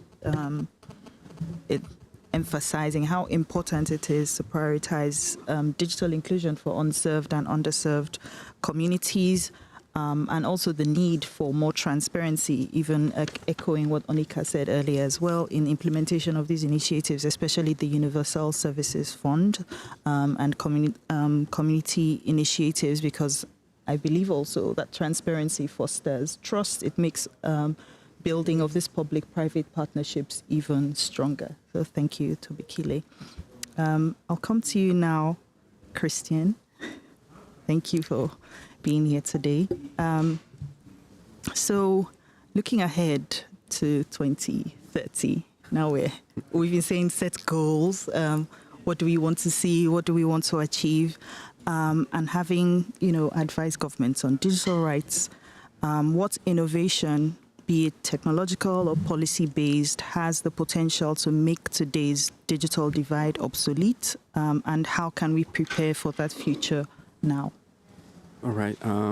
Thank you, Nena, and good morning to all the wonderful panelists and the friends participating online and on-site. I will talk more about the complexities of this debate right now, not perhaps in a very positive way, because actually we are seeing a lot of complexities in the world. 2030 looks so in the future right now that let's expect it to reach 2026 first. All right, from what I have been hearing these days at the IGF, there are, I think, 4 challenges that we have to address. Let's don't expect that these things actually make things more complex to close the digital divide. The first one I want to talk, and I think Christopher also mentioned it, is the emerging of new technologies, such as the low orbit satellites, which are of course rapidly solving connectivity problems, especially in the most remote areas. For countries with very big digital divides and low resources, such as my country, Bolivia, these kind of connections seem actually an interesting solution. So we should take them into account. But at the same time, also these technologies are generating new problems that perhaps we didn't have before, related to data sovereignty, spectrum allocation, national security, among others. And the second thing, the second challenge is the regulatory power imbalances that now are growing between states and big tech companies. Countries of the global majority have today a minimum capacity to demand the fulfillment of guarantees and rights of these companies. This is something that we all know. But going back to the first complexity that I mentioned, for example, Starlink is operating in my country without permission. How this happened? Because my government asked Starlink to have a complaints office in order to operate in Bolivia. But since Starlink is so powerful and such a big company, they said, I don't need that. I don't need to put an office in your country. I can operate and I can provide my services even that you don't, even if I don't fulfill all their requirements. So that is happening. And how we can do accountability to these companies if they don't even want to invest in one office in one country like Bolivia. The third complexity is about the disappearance of a governance model based on cooperation. In a world in international crisis, it is becoming increasingly difficult to think of models of internet governance because particular interests are becoming more important than the needs of the most vulnerable populations. And that is something that we also have to address, and spaces like the IGF are so important because they allow us to speak about this kind of issues. And fourth, the increasingly complex technologies that today require an infrastructure and a computing capacity that our countries don't have. Now the digital divide is not only about having or not meaningful connectivity, it's also about having the enough capacity to run AIs, quantum computation, blockchains, cryptos, and all those technologies. So there is another connectivity divide. There is another digital divide that is happening right now, and we also have to address that digital divide for these countries, because we are lagging behind, and we will not will have access to these technologies because we don't have this capacity to run them, right? So we don't even have the energy infrastructure to power it. That is why our countries are in a double digital divide. So these are real big complexities that we also, I think, we have to address. Of course, I'm being really negative in relation what can happen in the future, but I think after hearing all these things in the IGF, I think we also have to, speak about them. Thank you, Christian. Thank you for highlighting the increasing complexity in how the digital divide is growing as well. And maybe just to bring some balance, because you're right, looking at these complexities and challenges, it looks bleak because we're just trying to, solve one. And then, we have these increasing, these complexities and challenges being thrown at us. How would you, or what would you prefer as a balance? How would you balance this?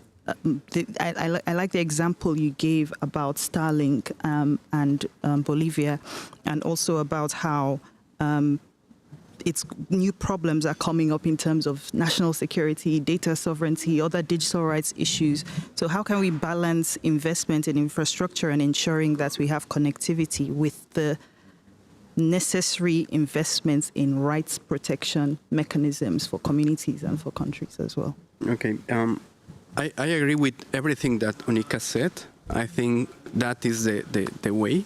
So I also think that the answer depends on the context, the needs of the specific countries or regions. In the case of Bolivia, I think, for example, that the last mile problem is purely a market issue. Why? Because the invisible hand of the market failed here to solve the connectivity needed by remote areas and populations. Either because these are very small communities and nobody wants to invest in these communities, or because the state is receiving lobby of these very big companies, ICPs, and they don't allow these communities, for example, to have the regulation that they need for community networks. There are so many cases in Latin America and in my country of community networks that are actually functioning and resolving some of the connectivity problems. But as Christopher mentioned, there is a difficulty here to sustain these community networks. And the government is not helping at all, because the government are creating legislations and regulatory frameworks only from the perspective of these big companies, what these big companies need in order to operate. But they are not facilitating things for small companies that also have these issues, and they are doing what they can in order to resolve their own connectivity problems. I have a lot of cases in which communities, they said, I want to invest in my own infrastructure, but the government don't allow me to invest because the government says that only the government or a big company can invest in this community. Why? This is something really, I don't know how to explain it, because it's really hard to understand. So what should be done, in my opinion, and in my context, we need to stop seeing connectivity as something to be solved only by the market or only by big companies, and more as a basic need that should be solved through public investments, public-private alliances, with a greater participation of the communities that are affected, of course. And I think that the work that is being done by Internet Society, by Global Digital Inclusion Partnership, and civil society in general is really important, and we have to strengthen that work. Also, of course, with the inclusion of the local communities.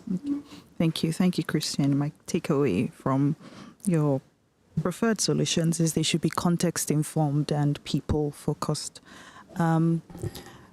I've lost connectivity online to Zoom, but just to say to the audience online and on-site, I hope you're getting your questions ready, and I hope that this has been an engaging conversation for you with some key takeaways and focus areas. So before we go to Q&A, I think I have one last question, and this is for all my panelists. What practical steps can civil society, ISPs, mobile operators, all the stakeholders, we've talked about businesses, startups, what can they do together to de-risk investments in last mile infrastructure and promote inclusive access based on everything that you've spoken about today? I think I'll start from Chris, and then we can go down all the way to Christian. I'll actually repeat something that was said earlier on. We need to understand there are many business models to providing connectivity. We need to understand that the dominant model of profit-centric telco, satellite provider, etc., whilst fundamentally important in providing the possibility of access, for last-mile access for communities isn't necessarily the sustainable way. You know, mimicking a small version of being a telco isn't the way to build a sustainable community network. There are co-op models. There are many other models that allow us to develop that. So I think really being innovative and creative in the way we think about what sustainable business models look like, and then, as has been said, getting governments to support that, you know, making spectrum licensing for local usage affordable and available to those networks in a way that doesn't just look at spectrum licensing as a nice income stream for the government. You know, understanding the GDP impact of giving people connectivity, you know, the astonishing changes to their lives you get through connectivity massively outweigh the small amount of money you can earn from selling community spectrum licenses to networks. So we really do need, as was said earlier, particularly by Anika, to drive governments to support very different types of connectivity solutions and business models, and put the regulation in place to support those. Thank you, Chris. Wikili. Thank you. I will echo the importance of an enabling regulatory framework and the importance of inclusion as a matter of importance and in line with human rights, not as a privilege, but something that is really critical and necessary, as well as also highlighting the importance of multi-stakeholder approaches, not just between the government and the private sector, but also civil society, because of some of the meaningful steps that CSOs are taking to bridge the connectivity gap. Thank you, Tobekile. Great. So I would say for me, it's advocating for policy incentives together. And it's really great that we are all here as government actors, private sector actors, and civil society. We need to focus this advocacy strongly on, you know, access to universal service funds for multi-stakeholder projects. Tax waivers or import duty reductions on equipment for last mile connectivity, and license fee exemptions or flexible spectrum access for small-scale operations, community networks, or other rural development initiatives. And on the data, we need to collaborate, you know, to guide investment and share and combine disaggregated data on coverage gaps, on affordability and digital use to better identify and understand, you know, what's viable for last mile investment areas. And civil society can help gather real-time community feedback, while operators and ISPs can share infrastructure maps or usage data with appropriate safeguards. I know there's a lot of protectionism that happens around this particular issue. And, you know, lastly, we need to develop and support local digital ecosystems, you know, by collaborating to incubate local startups, and encourage local device repair and distribution networks. It really baffles me that we are also talking about climate issues and e-waste and sustainability of the planet, but we still have so many countries where the right to repair is not practical and a reality for these devices. And that's one of the things that can help drive the affordability of devices down, especially for me in a continent like Africa that's a huge reuse market. It really baffles me that we have not looked at this issue of the right to repair as one of the solutions towards beginning to lower the cost of devices. Thank you. Yeah, for me, it's can be repetitive because this was already mentioned that meaningful connectivity should be a right and should be embedded in all the international policy framework, not only the one related to digital policy, because this is something really transversal to almost anything right now. And as I mentioned, connectivity should not be left only for the market or the companies to solve. This is something that is really all the stakeholders need to be involved in this. Civil society, companies, government, and of course the local communities, because connectivity is not a privilege, it's a necessity. Yeah. Thank you. Thank you to all the panelists. I already see a question coming up online, so I will take that as a cue to open the floor for questions. So the first question we have, talking of sustainability as a private sector looking at deploying community networks, what renewal incentives are available from Internet Society Foundation and how many years does the grant cover? So I believe this is for you, Chris. Someone standing. Absolutely. So we provide a range of different support for community networks. We provide grants via our Connecting the Unconnected program.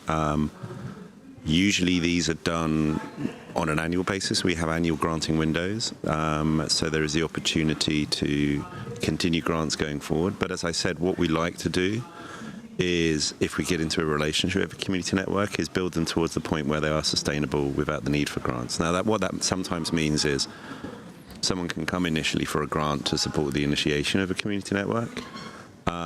And then at a later stage, they're looking to spread it out to a larger area. So the follow-on grant kind of allows them to increase their process, their coverage. And then later on, maybe it's something else. You know, we're increasingly seeing power supply as something that people are wanting kind of support with. So we don't like to just continually fund something to stay as it is, or to kind of get to a situation where it's not possible to sustain without grant support. But what we do want to do is see, actually, if there is growth, how can we help those community networks overcome the next phase of their growth? And how can we get them on a path to sustainability? And how can we meet the needs of that community with the kind of support we're offering? Thank you, Chris. And I hope that answered the question. We have one in the room.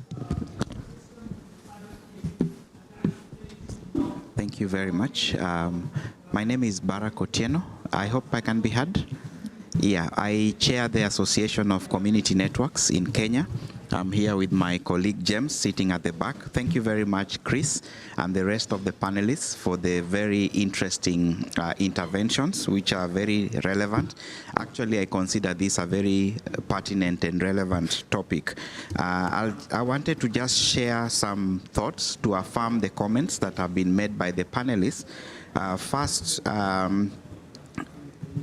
Kenya now has about 20 community networks.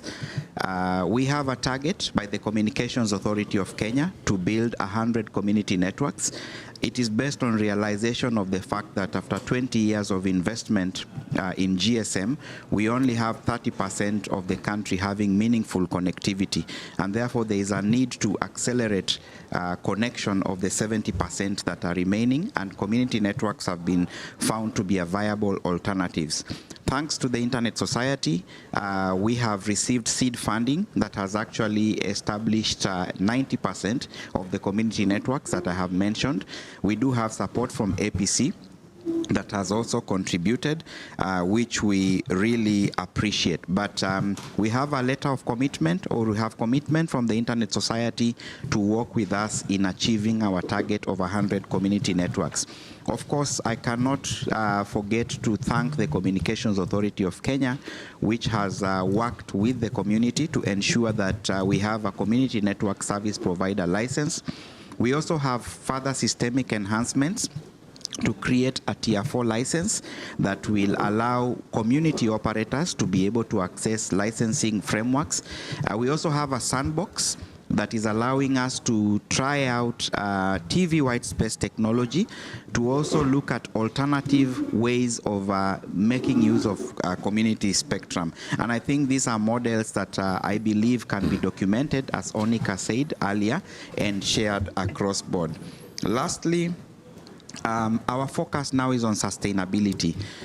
We have demonstrated that community networks are actually a viable alternative, but the challenge now is to actually prove that there are sustainable means of providing affordable connectivity to the community, and maybe that's a challenge I will throw back to the panel to help us now figure out the sustainability component. Thank you very much. Thank you, Barak. Any reflections to Barak? I mean, I'd just like to give the respect back and respect the work that Barak and the organisation does. You know, it's very nice of him to mention ourselves and APC as supporters, but the work that they do in Kenya is astonishing. And I think most importantly, can be a case study for what country-level coordination of community networks, training, development can actually do to achieve really immense results. Yeah. Thank you. Thank you, Chris. Hello? You can hear me? Yes, we can. Okay. My name is Leo from United Republic of Tanzania.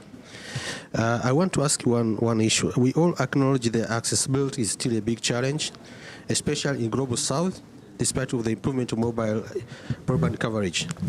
We understand 8% plus of coverage is achievable against the accessibility of 38% in Africa. Really shows that the pricing and the device affordability is still a big problem.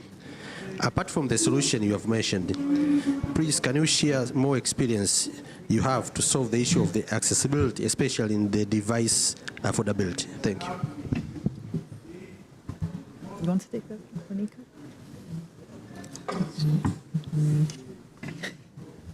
Okay, that's a bit of a tough one. So, you know, device affordability, one of the research that we had done specifically looking at Africa, we actually learned that device affordability is still a very huge challenge in addition to, you know, the affordability of the internet itself. And that when you look at how much people are actually spending on accessing these devices, we were able to find that some countries, you find that people are spending anywhere from 20 to 60% of average household income on just purchasing one device. There's a lot of work that's currently happening around device affordability, including a lot of resistance against subsidies of devices, and we'll park that for a little bit for now. So looking at affordability specifically, one of the things that we've done successfully in a couple of countries is looking at taxation of devices. And we found that there's anywhere from 20 to 40% of taxation that is on devices, whether it's your import duty tax, your VAT, your sales tax or what have you, but there's anywhere from 20 to 45%. And we've been able to demonstrate actually that if governments could just roll back some of those taxes, it actually increases uptake of digital technologies within the country. And I'll give you just a quick example between Nigeria and Ghana, where we found that people in Ghana would actually buy their devices in Nigeria and activate them in Ghana, including those who live on the border in terms of their DSTV subscription. They would live in one country and do their subscription in another country, because those taxes are so high that they actually make a difference in affordability.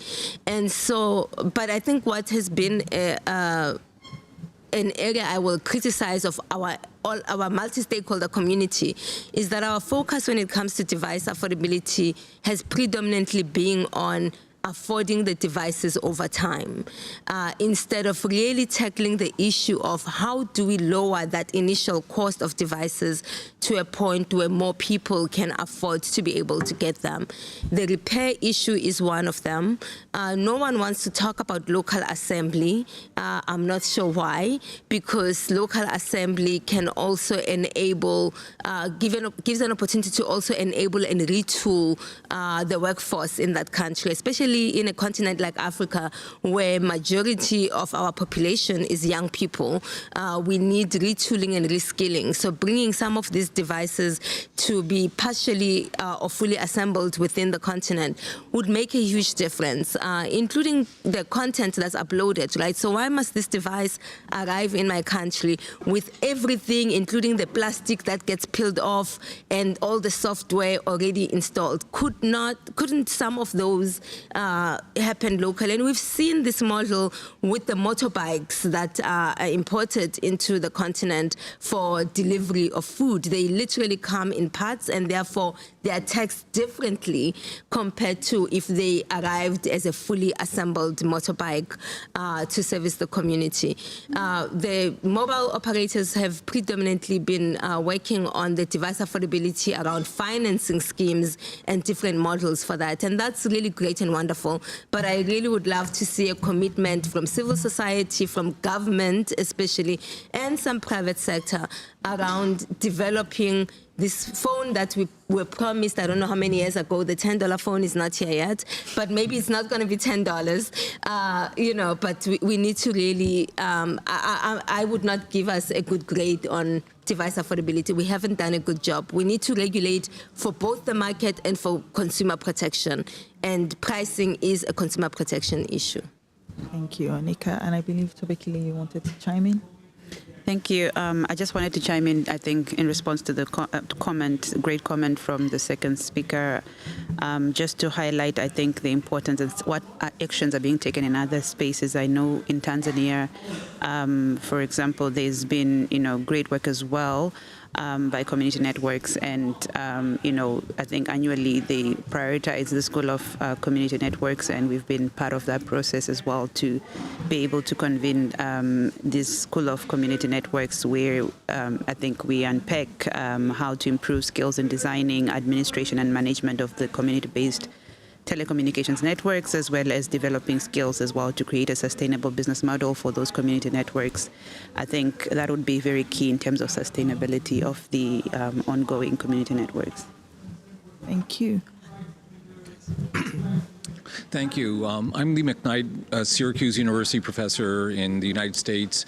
First, I wanted to share some possible good news or challenge the perspective that blockchain and other technologies are not reachable or accessible in the global south.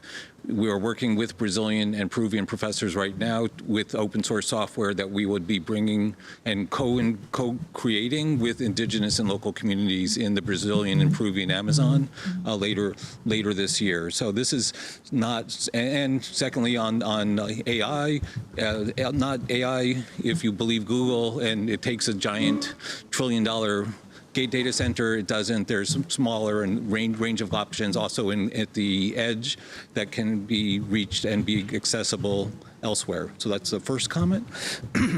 Second, I wanted to note, I have something on my back, which is I'm kind of making an announcement. Anika knows what it is. So on behalf of the Africa and Global Community Internet Program, or a SIP, as in a SIP of internet, meaning not first-class internet, but internet accessible anywhere, and also thanks to the Internet Society Foundation support a couple years earlier in Costa Rica.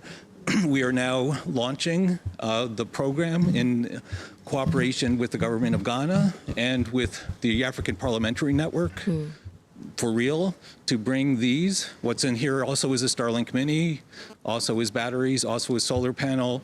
You can set up, you can create a community network everywhere except the North and South Pole, starting now. And we will be bringing this forward, again, in cooperation with Internet Society chapters in many countries, with Parliament across Africa, Central America, and elsewhere.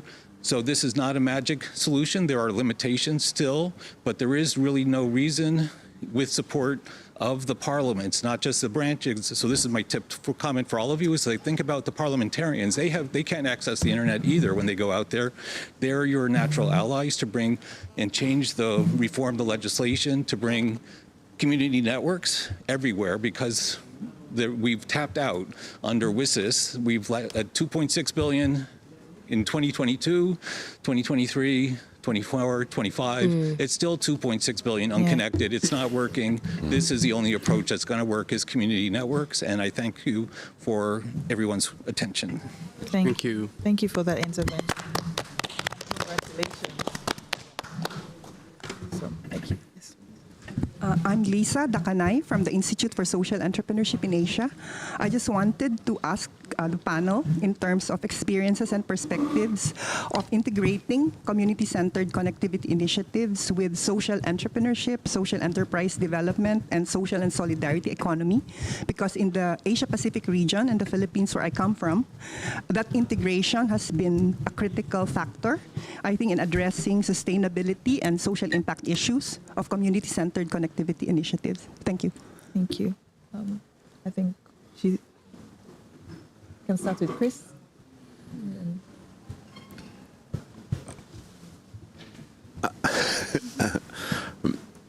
It's late on Friday. I'm running very low on brain and energy at the moment.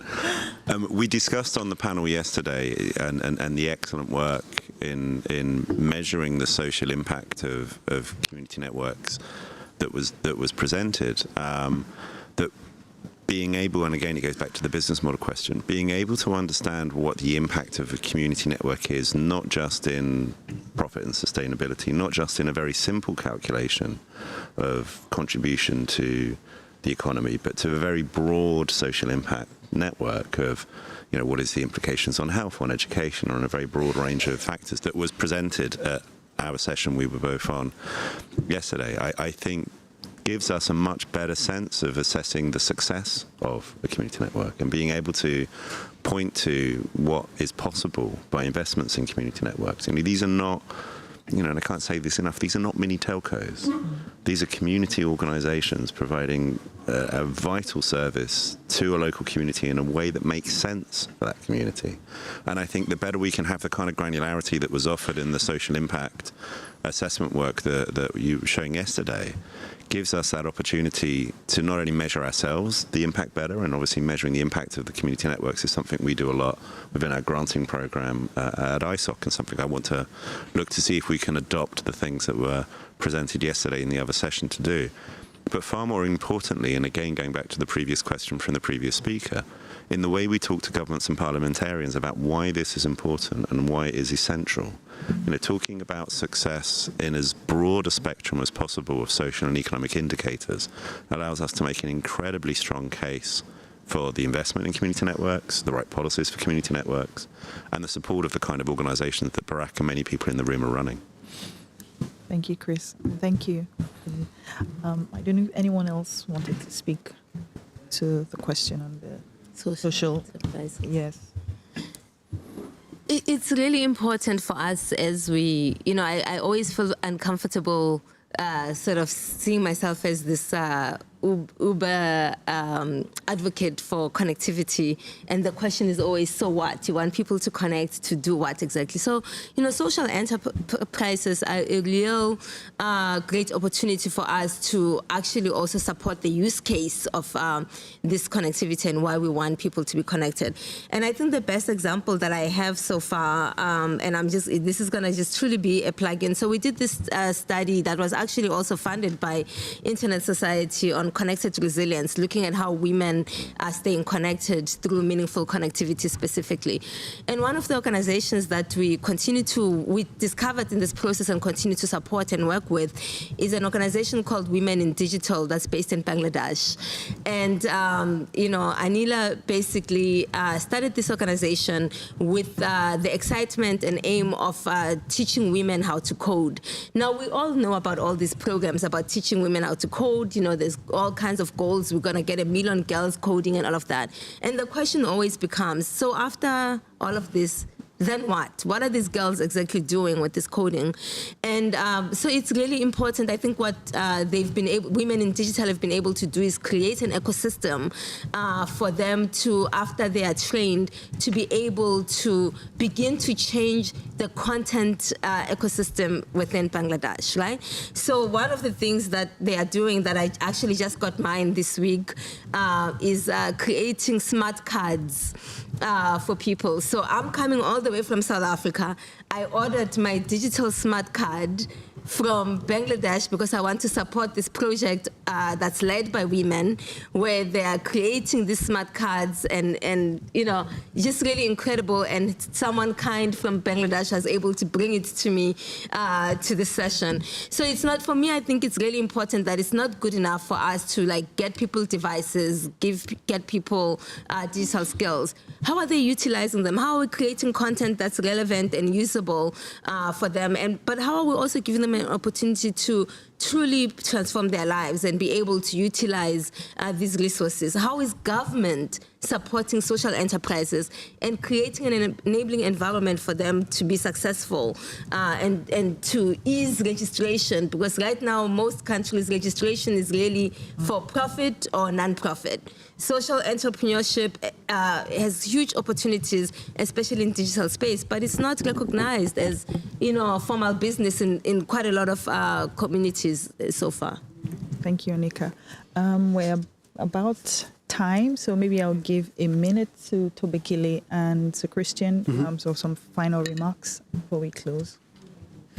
Thank you so much, Nena, and thanks for everyone who's in the room, I think, and all the amazing contributions. I think what is key here from today's conversation is the importance of ensuring that those who are in underserved communities are not left behind, and that we ensure that there's meaningful connectivity, and how we can do that through effective regulatory frameworks and also relevant support as well, not just for establishing community networks, but also for their sustainability, and that's very critical and very important.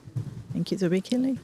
I would like to highlight and congratulate the initiative that they are doing with local populations in Brazil.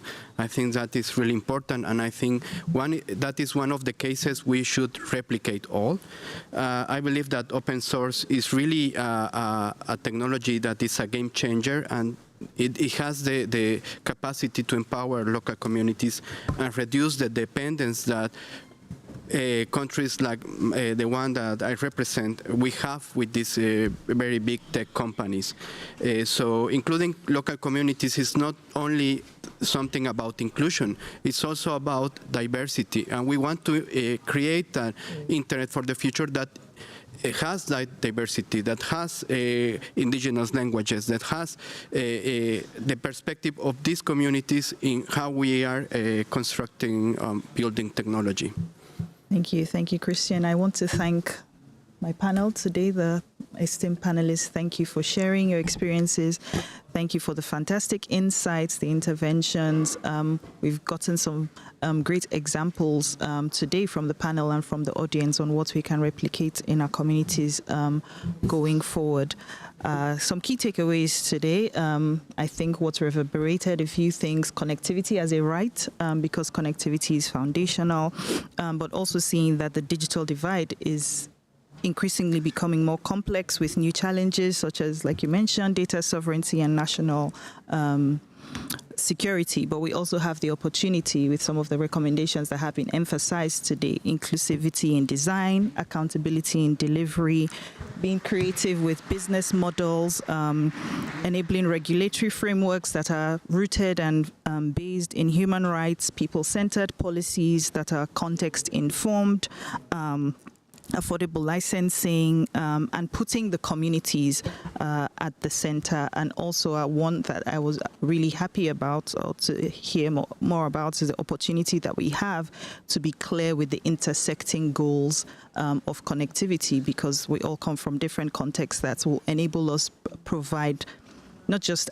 connectivity, but relevant, regular, high quality, affordable, and meaningful access. So thank you all today for your time, for making time to be here. Thank you for your attention. Thank you for your contributions and for the interventions. And I hope you have a great rest of the conference and enjoy the closing ceremony. Thank you. Thank you.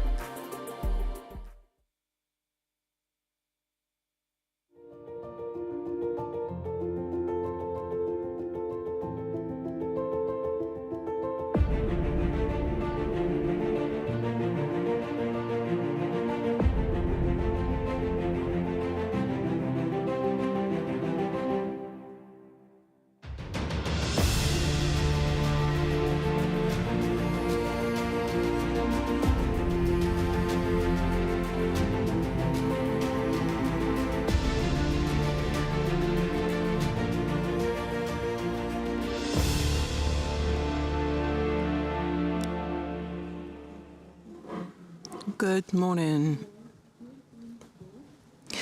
Good morning, everyone. My name is June Paris, and welcome to Women in Internet Governance Initiative. I am a member of the Women in Internet Governance Forum. I'm representing Latin America and the Caribbean. I'm also a member of the Barbados Civil Society, Future Center Trust Barbados, ISOC globally, and ISOC Barbados. I'm a former MAG member. Without further ado, I will introduce the first speaker, and that would be Raymond. He would explain a bit about the initiative. Raymond, are you there?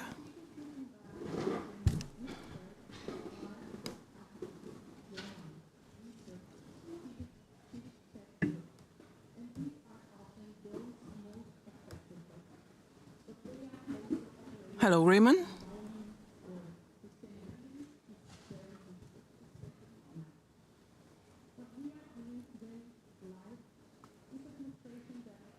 You can speak.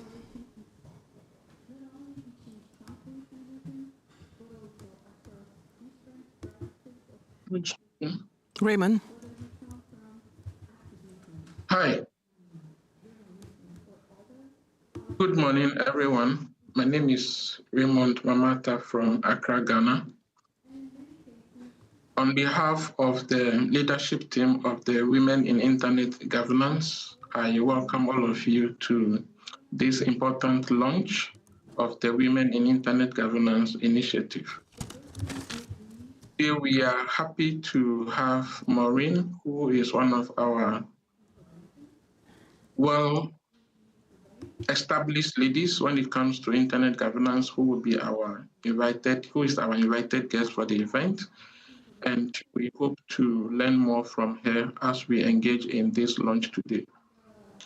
And this initiative is put forward so that we will encourage more women all over the world to engage more actively in the internet governance ecosystem.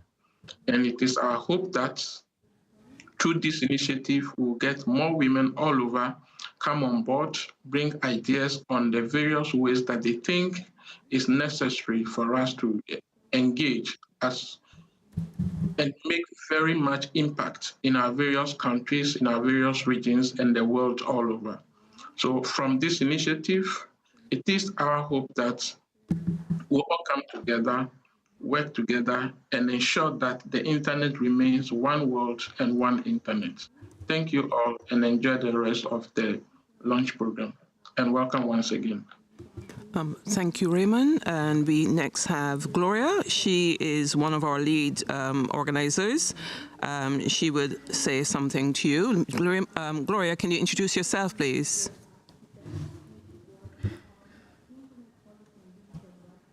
Yes, I am Gloria Mufajukum. I'm the Programs Officer for Women in Internet Governance. And today we are going to do a presentation on what women, the overview of women in internet governance. And I'm going to do this with Harisa and Mary Rose. So I have shared my screen for everyone to see.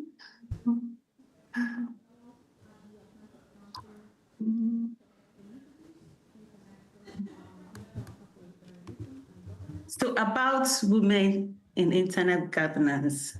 When we talk about women in internet governance, or WIG, it's a global initiative that was created to increase the active participation of women in internet governance spaces. So we want to ensure that women are not just present, but also involved in shaping the decisions, the policies, the structures that govern the internet space. So on our third point, we want to do this at all levels, locally, regionally, and globally. Why internet governance? So we created to respond to the real gap in the internet governance space. So first, we want to help close the gap in participation of women who are still underrepresented in the space.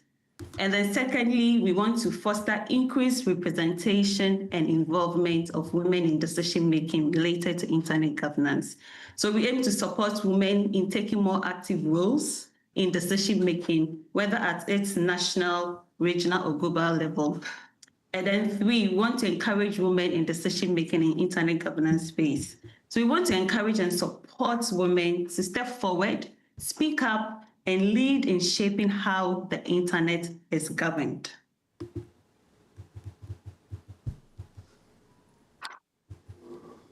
Our focus areas. So the heart of women in internet governance, our focus is key to 6 keys.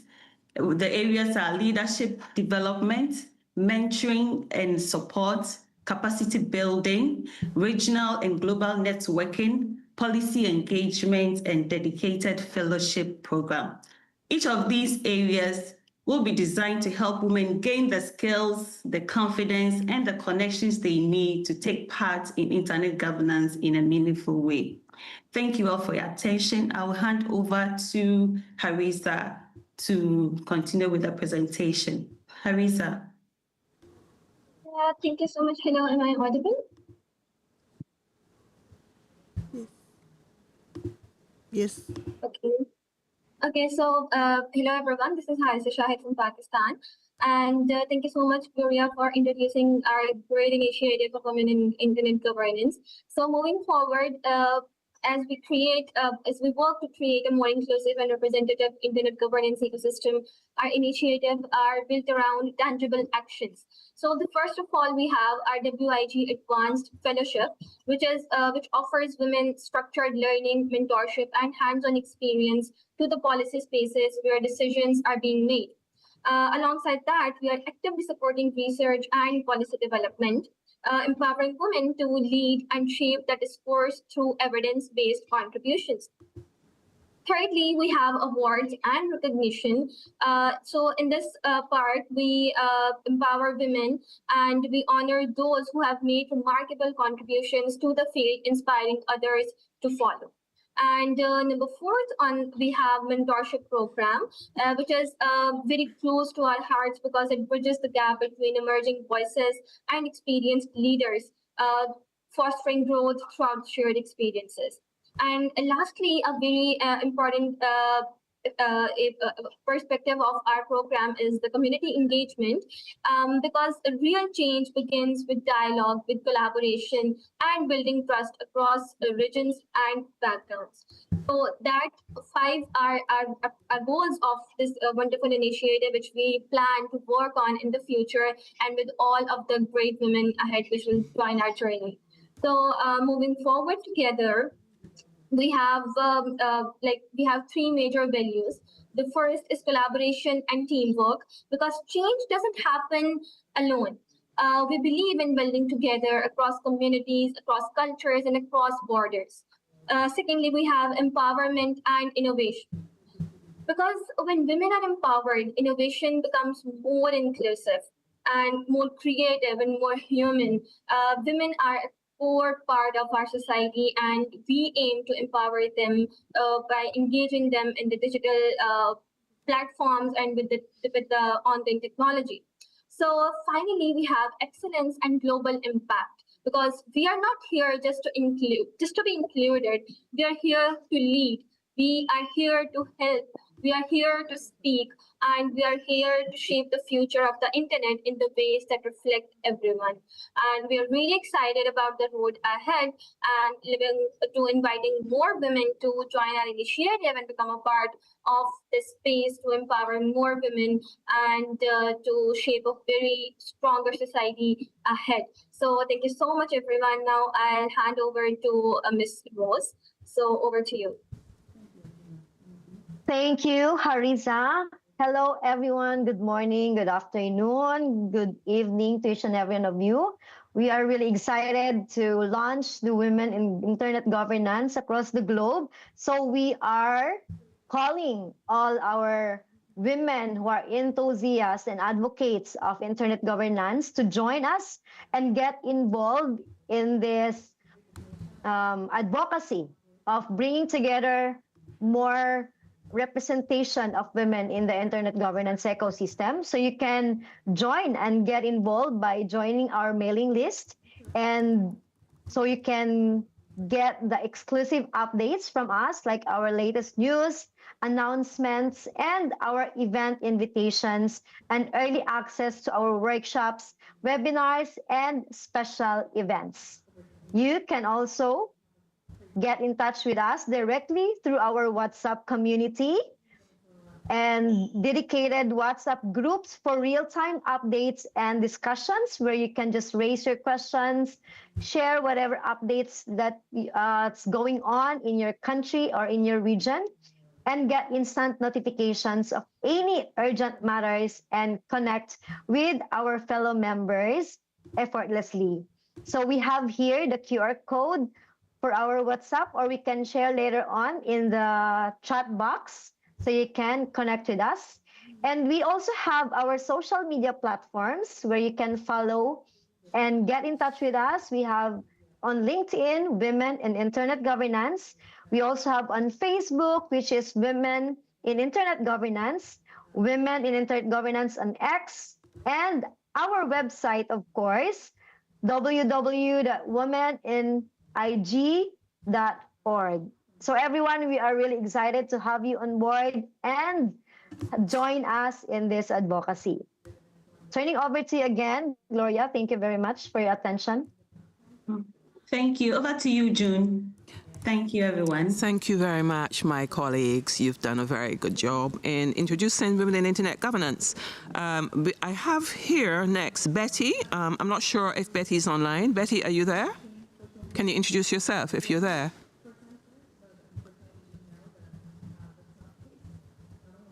Hi, everyone.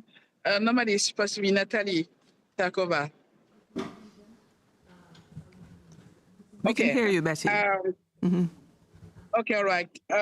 Firstly, I had to introduce Maureen Hyla. Is correct? But also, it's an honor for me to introduce Maureen Hyla. She's a big woman in internet governance. She starting in the Pacific. She joined the Pacific Island chapter of ISOC in 2006, serving on the board from 2009 to 2017. She was the chair from 2011 to 2016. She joined the IGF in 2012 and has continued as an active participant of the MSG.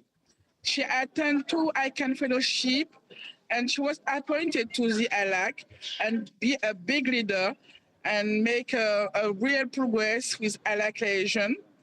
And she was the chair for 4 years and a vice chair before she retired from ALAC. After Maureen attended her first IGF in Hyderabad, after finishing her first internet governance course with the Diplo Foundation in 2008, and was an ISOC ambassador at the Sharm el-Sheikh IGF in 2009. From 2011, she is a Caribbean representative to small island developing state issue to the IGF, and she co-founded a real dynamic for the seeds. We know she's also served on the Advisory Council of Public Interest Registry, and she was a member of the inaugural Advisory Council of the DNS Abuse Institute. In 2016, she joined the .Asia board, and she was the inaugural chair in 2021. She was appointed to the Internet Society board by the ISOC chapter in 2023. And something really I share with Maureen, she was one member of the NAMCOM committee in ICANN. So she's really wonderful person, and she's so active, and some people we want to follow as one of our leaders in internet governance. Thank you. Thank you, Betty. I will now hand over to the expert speaker, very expert, I agree with you. And it's Maureen Hilliard. I've known her for a while, so yes, I know she's an expert. Thank you so much. Very kind invitation to speak with you all today, and I'm really glad to see that the crowd is growing. My journey through the internet governance ecosystem has been sort of like heavily influenced and impacted by the many very fortunate introductions of inspiring people along the way. And it was mentioned that I, first joined the Internet Society chapter in my region, the Pacific. But I was introduced to it and persuaded to join the committee, to join this organisation by no other than Vince Cerf. I couldn't believe it. And when he actually sort of said, like, what you're doing in the Pacific is exactly what the Internet Society does. They're bringing the power of the Internet to unconnected areas. And I said, oh, yeah, okay, I'll join. And, I had no idea at that particular point in time what Internet governance meant. But then this major information gap was actually sort of addressed during my time with the Diplo Foundation and the amazing team with Jovan Kubalaji and his guys. And during those years, I sort of like one of the things that's sort of like once you're with Diplo, once you're with Diplo, you're always with Diplo. And I was walking down the corridor the other day, and I met up with Ginger Park. Now, Ginger was the one person who actually did a lot of work with me. And she was the one who actually sort of like pointed me in the right direction with regards to how I could better support the work that sort of like was needed in the Pacific. And she also further encouraged my determination to actually be a part of that development. And it's sort of like it became a passion with me after that.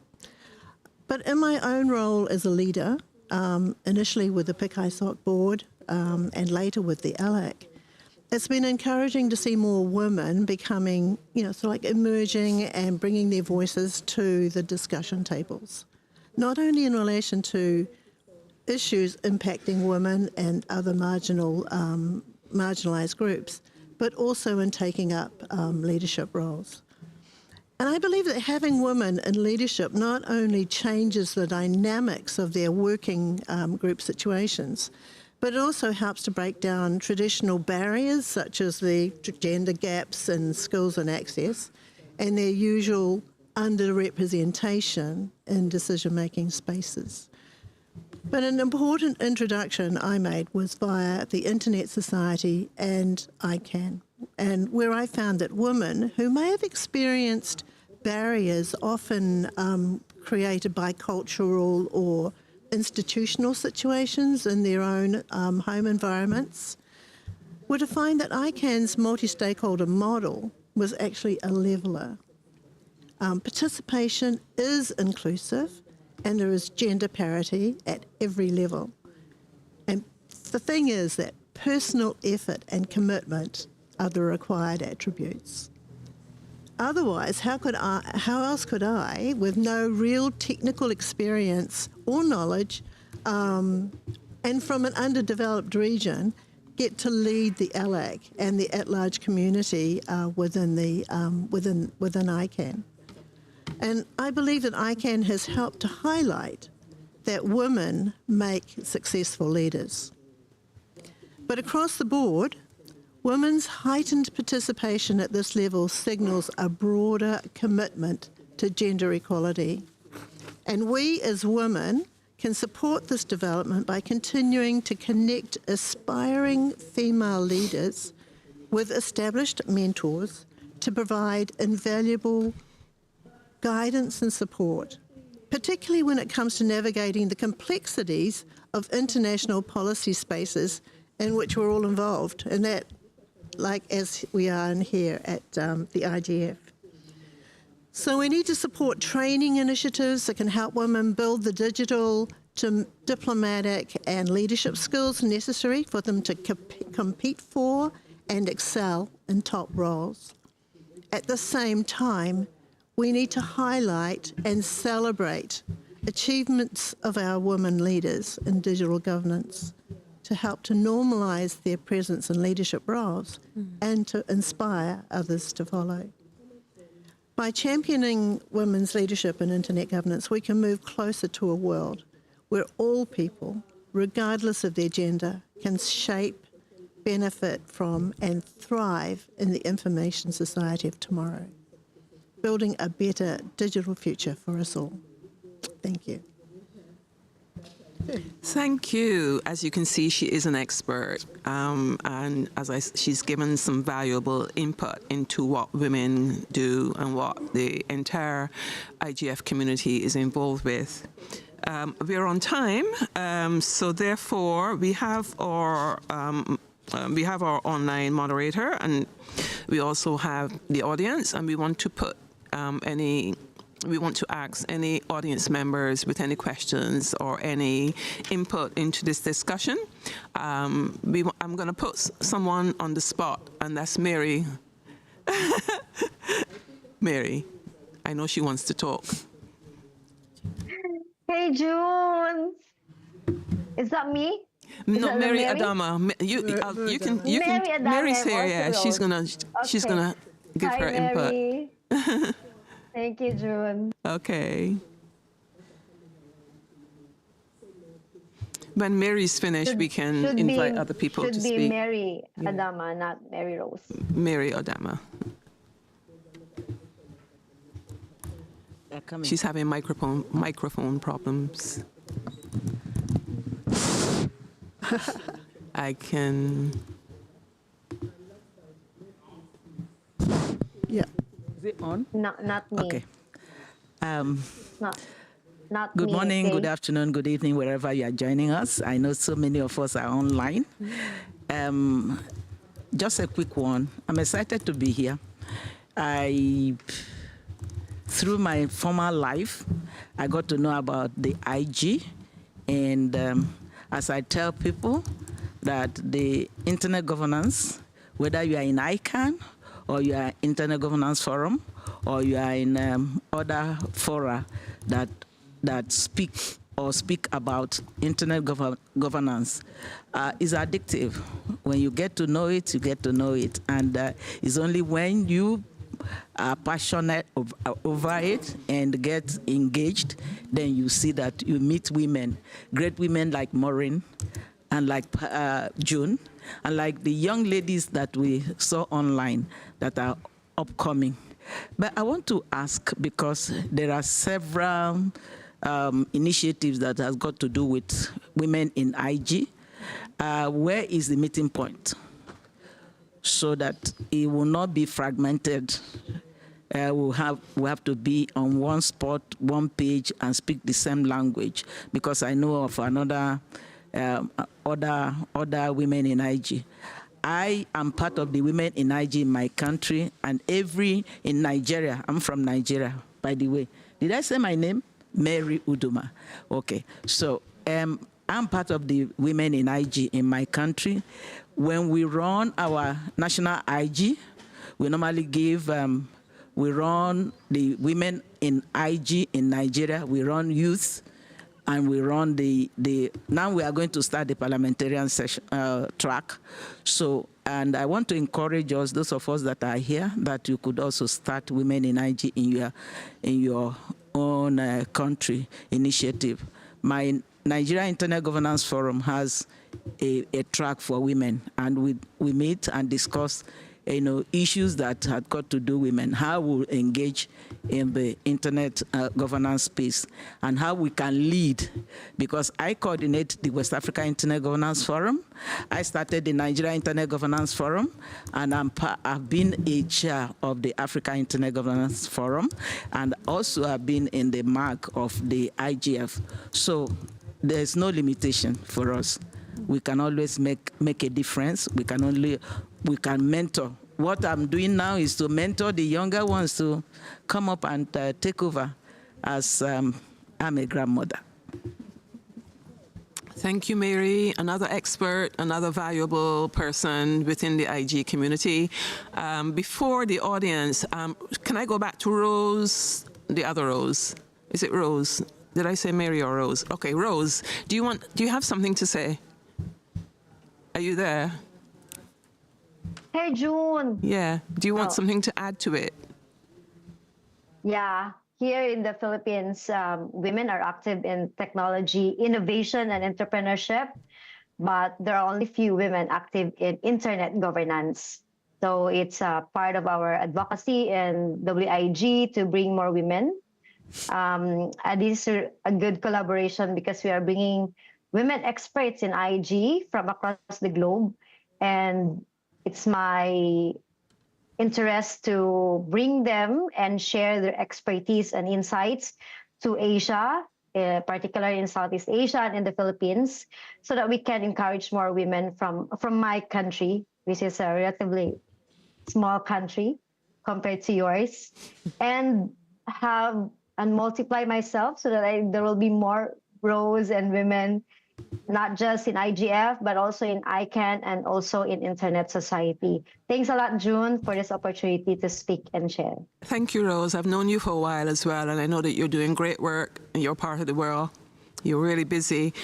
So is anyone else on the panel, does anyone else want to add to what was said before I turn over to the audience and any online questions?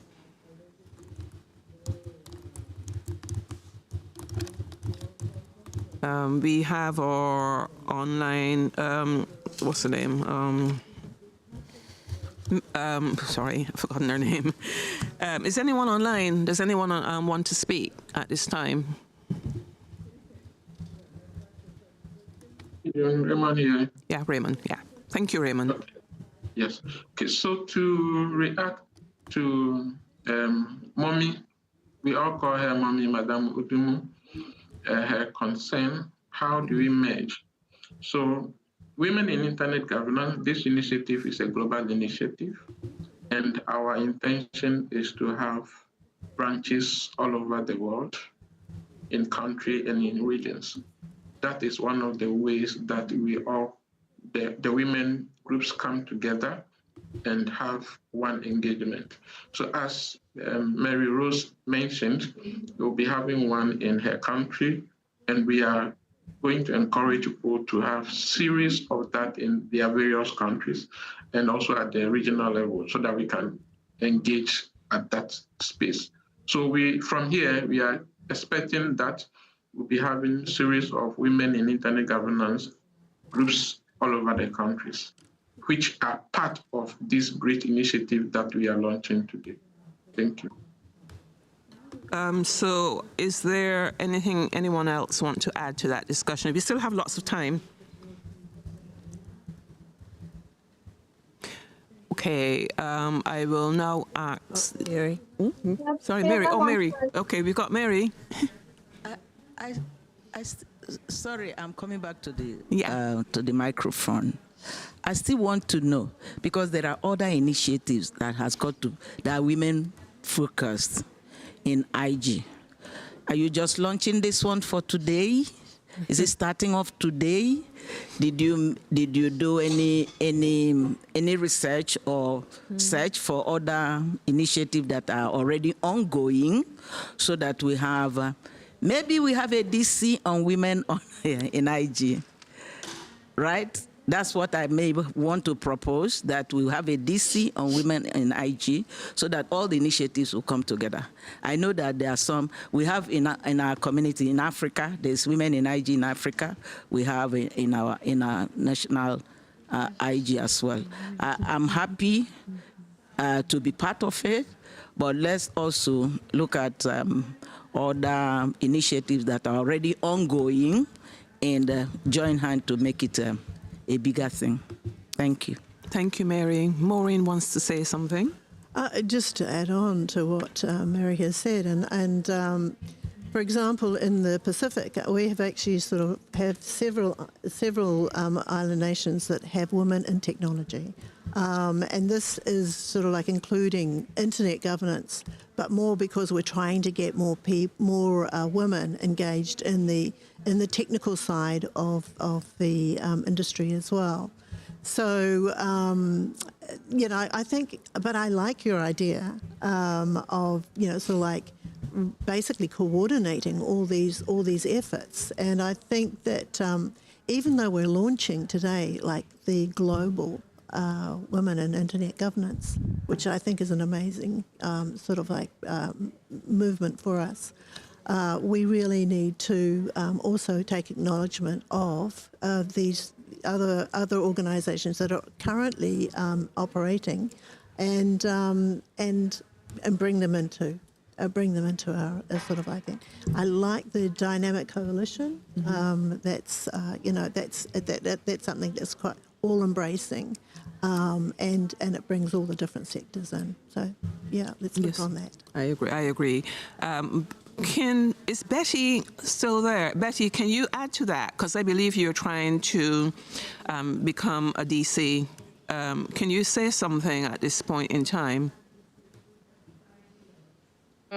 Yes, just many points. The first point is we don't have to make an opposition between and women, because we are part of the humanity and we have to shape our future together.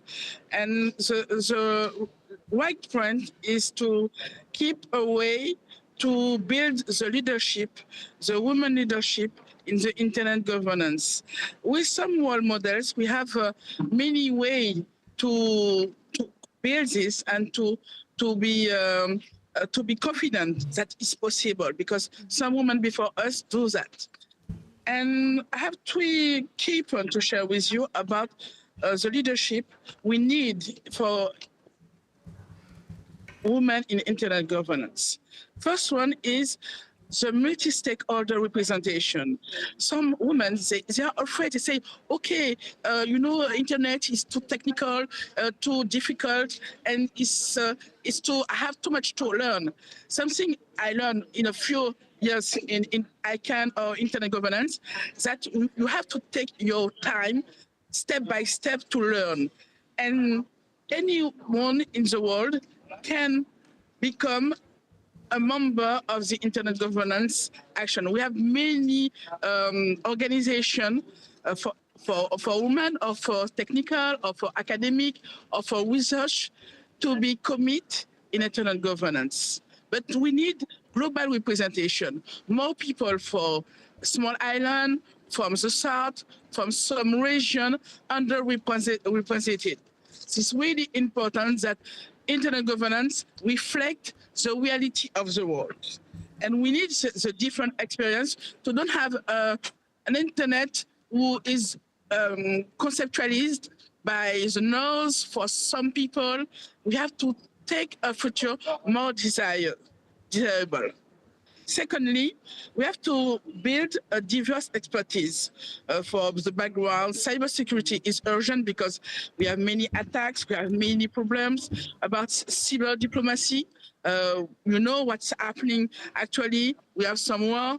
We have to become ambassador of peace on internet.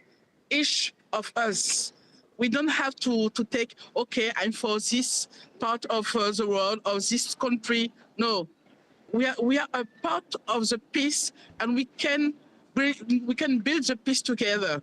I'm thinking about what's happening in Iran, Israel, Palestine, or Sudan. Or I think everywhere we can bring the peace with our diverse expertise. And it's starting now. We don't have to wait an organization. We can have a lot of ways to be on board. Okay, it's just fit for us, each of us, to find the right organization. And like Maureen, we can after change if we feel our support to the organization, we learn, we share, and we be someone active and a real expert. And third part of the point I want to share, the leader, the good leader, have to have a collaborative aspect. You cannot be a good leader, a good woman leader in internet governance if you not collaborate with other people. I know it's difficult, the language to work is English. And when some people who are native English, it's easier for them. But that could not stop us because we can learn. And many people, their English was really bad at the beginning. Don't be afraid of your accent or your difference. You can be the part of the change. But the collaboration is good to change and to be a good leader. So together, we can try to starting a good leadership, good vibes, positive, to shape the future of internet for all women in internet governance. Thank you. Thank you. Are there any questions or any inputs from the audience? We still have 8 minutes left. Does anyone want to say anything? Any young person who wants to take over from us older people? We have a man. Raymond, do you want to say something? Yes. You're the only man. Just a few minutes. Yeah.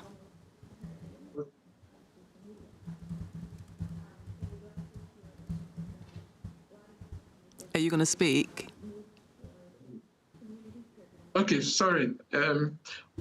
With regards to the dynamic coalition formation, we had a meeting with the IG Secretariat on this, and we have followed up and submitted a proposal and a document for the formation of the dynamic coalitions. So it is under consideration now, and we are hoping in the next few days or few weeks it will be approved and we can share the good news with the team to all come on board so that we can make it work. So women in internet governance, we are thinking global and making all the efforts to bring all the women together to ensure that they actively engage. Thank you. Thank you, Raymond. As you can see, we're speaking about women in internet governance, but we do have a man on board. So we're not going to be prejudiced or anything like that. So men are also invited to join. We do take advice from men. So Betty, any online questions? Yeah, I saw some online question. I saw about, let me see, no, about some comment. Charmin Israel from the Bangladesh woman, IGF, she said we started the forum in 2021. And the question, as we work to strengthen women's participation in internet governance, how can we at national, regional, and global levels? If I can just say some words about this comment and question. John, is it possible? Yes, we have 6 minutes, so you can speak for a minute. 1 minute. Okay, all right, very quickly. Something to understand, the WIG leadership team was created by men and women in different regions of the world, Africa, Asia Pacific, Europe, and each person brings knowledge and experience can help shape the direction for a good standards of internet. You know, if we want that change, more people in policy from the South for decision making, or for the industry. I know sometimes in some region, the internet industry, the South is underrepresented or not really have a good organization, and it's not easy. Sorry for the noise, but I missed my flight and I'm between the airport and the train station. Oh, I'm so sorry. So it's not easy. But something really important is that we can bring our expertise and increase and take a part of other members. We are a collective of people, okay? You are not alone. So, dear Charmin from Bangladesh, join us and we can change something for the internet in governance. Thank you. Any more interjections? What about Maureen? No, Mary, are you finished, Mary? Are you done? You sure? We still have a few minutes. We have 4 minutes. So anyone else can say something. Any young people? What about Mary? Are you sorry, Rose. Mary Rose, not Mary. Mary Rose, that's it. Rose, are you finished? Yes, June, I'm good. Thank you, June. You're good? You're Regards good? there in Norway, and Mary, I hope you're enjoying the weather there. We were not enjoying the weather because it was raining, but it's sunny today. So, you got weather today. That's nice. So we have no more interjections. So we are on time. We have excuse me, June. We have some question or comments online. Okay, but it's not easy for me to see. Okay, let me very quickly. We have a man from, I don't see the country. He just make a comment and say all the organization have to be together under one umbrella. Just about that, maybe we can ask Maureen, do you think all organizations for internet governance can be standing under one umbrella? Hi, Raymond here again.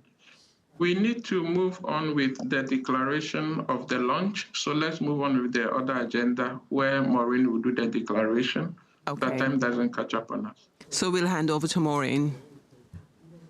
This is just the actual declaration, just sort of, I mean, certainly an honour for me to. You're going to break the bottle of wine on the boat. It's trying to smash it against. Smash it against sure, the boat, right. But it really does give me. It's an absolute honour to be able to launch this global. It's the global chapter of the IGF Women in Internet Governance. But as Mary has actually mentioned too, we need to also celebrate a lot of the organisations that are already started that we actually need to, bring together. And as, Raymond's actually sort of mentioned before, that if we can get a dynamic coalition that actually encourages all the women to sort of join together in one group, that would be fantastic. Thank you. Thank you. And we're on time. This is my first session that's finished on time. So I'm happy to be here. I'm happy to be a part of it. Thank you, the team and the audience, for your participation today. We also like to thank the Secretariat and the IGF for giving us this opportunity. We are all working forward to the future, and we will look forward to collaborating with everyone, even men, and the rest of the world. So I'm going to wrap up now, and we're on time. Thank you very much. Could we have a photo with everyone who comes? Yeah, we can have a photo with everyone, because it's not, if everyone will come up, we'll have a photo. But I think we can go off air at this time. Definitely.